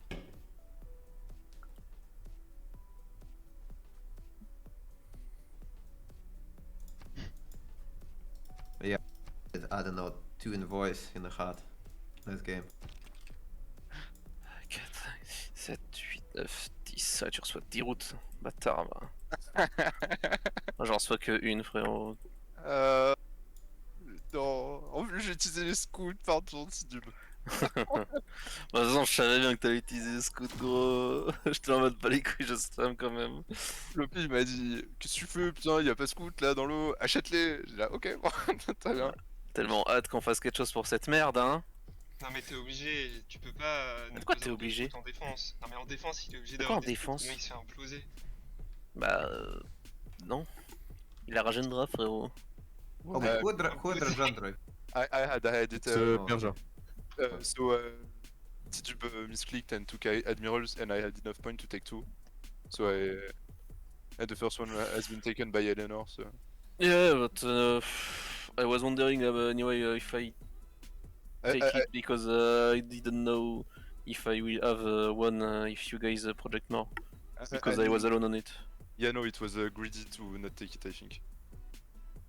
Because if Floppy take another one and I manage to take 2, which is unlikely, but it can happen, you know, then you're screwed, you don't have any. Why did you guys ban Teddy Rough Rider first? Yeah, because we know you love the silver. And but Alexis loves it too, but you would pick it for him. Nah, but we cannot first pick it. Their naval is pretty important, and it's probably a very good double pick first rotation. Hazaggi is not don't agree to this, I believe. Zaggy voulait pas me faire un projet pour les derniers amiraux, ce chien. Hein. Et je te l'ai fait, c'est le chien de côté de toi. Ah, yeah, j'ai dû le forcer, c'est bien ce que je dis. Il y a eu du débat hein, pour le faire, ce putain de projet. So why did you stop building boats, Tidube? Have you seen my production? I did, but you did stop even though. Yeah, because I didn't have the cards, and I wanted to outscale Persia that was on 4 cities. Okay. But Quadrims, GG guys, maybe? good night. Well Good played. night. man. GG. GG. Bonne nuit. but we got Quadrants? fucked a lot by on the admiral, so it was a losing play. Okay. I mean, I did project very early. Yeah, me too. I project like 1 or 2 turns after you. And Because, I chopped my whole capital with Magnus. I had a lot of wood to chop. No, not a lot, but a few. C'est quoi, t'as acheté des battes ou... Ouais, j'en ai acheté. En gros, j'avais des bâtis, tu sais, genre des bâtis restés que j'avais gardés pour ça, et j'en ai acheté un pour réaménager derrière. Ouais. J'ai acheté un seul bat sur ce timing.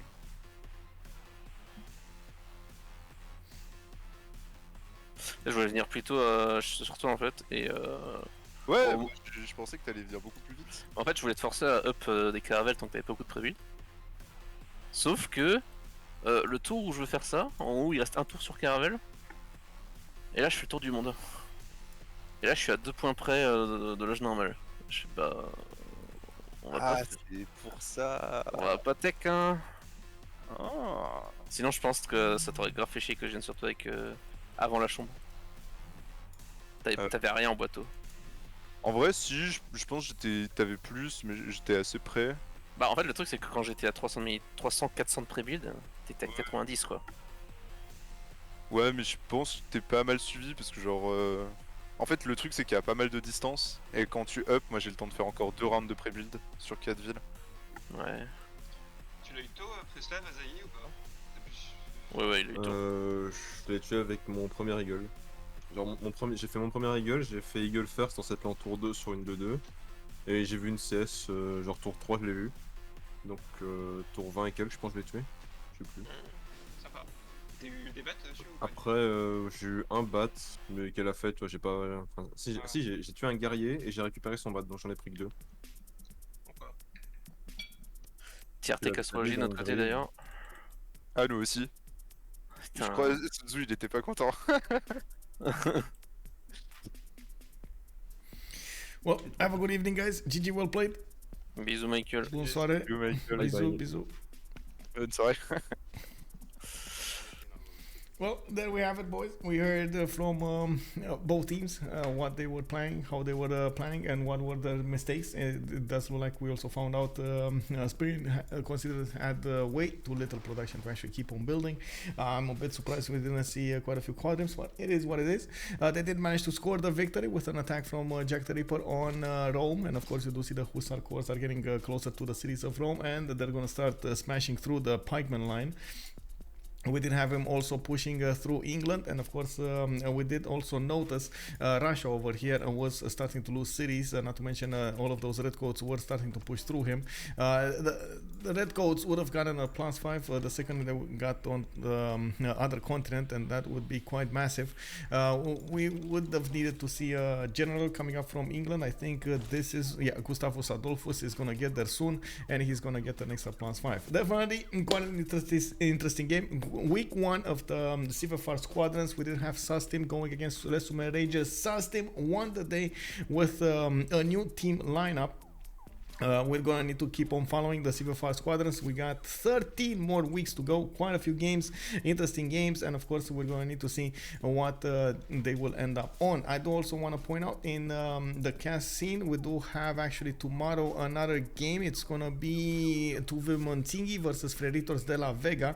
I did mention earlier that Freditos de la Vega did get changed. I guess the name got changed from Sphinx, merging 2 teams into one. Damori, Barzake, Ilark, Tiric, JR, Pompidei, and Ulas coming up on their roster. We definitely need to see how that will develop. Have a good evening. Thank you very much. I will be busy painting walls in a heat. Wait, really? Can we get pictures? Oh my god, amazing. Wait, amazing. Or wait, are you talking about like renovating and stuff? But still, give us pictures. Thank you. Thank you very much for following, and of course for the support on the stream. Much appreciated, by the way, and a big shout out to the game mechanic who did give me one of those raids at the beginning of the stream. If you guys don't know the game mechanic, he's awesome. He does so many chill how to say, games in the single player, just having fun and taking a look at the game overall, trying to build min-max his wonders, min-max his bonuses, and see what he can do. Have fun with each civilization in different spawns. Definitely give him a follow-up, and of course try to go on his stream also. If you're coming up from YouTube, thank you very much for joining me, and of course I do hope you enjoyed the show. Throw the thumbs up so it does let me know you did. If you didn't, I understand. Throw the thumbs down, and I'm gonna try to get better. In the meantime, I do hope we're gonna see each other on twitch.tv /OnSpotTV, and you will join my Discord, so you get the latest information about my streams. You get an upcoming games channel over here with all of the streams on a weekly basis, and you do also get a channel that only handles the next game, and of course that's OnSpotTV streams. Let's see each other in the next one tomorrow, 1830 GMT. We're gonna have Tuve Monzingi, you want my Zingi, going against the brothers of Vega, Freritos de la Vega.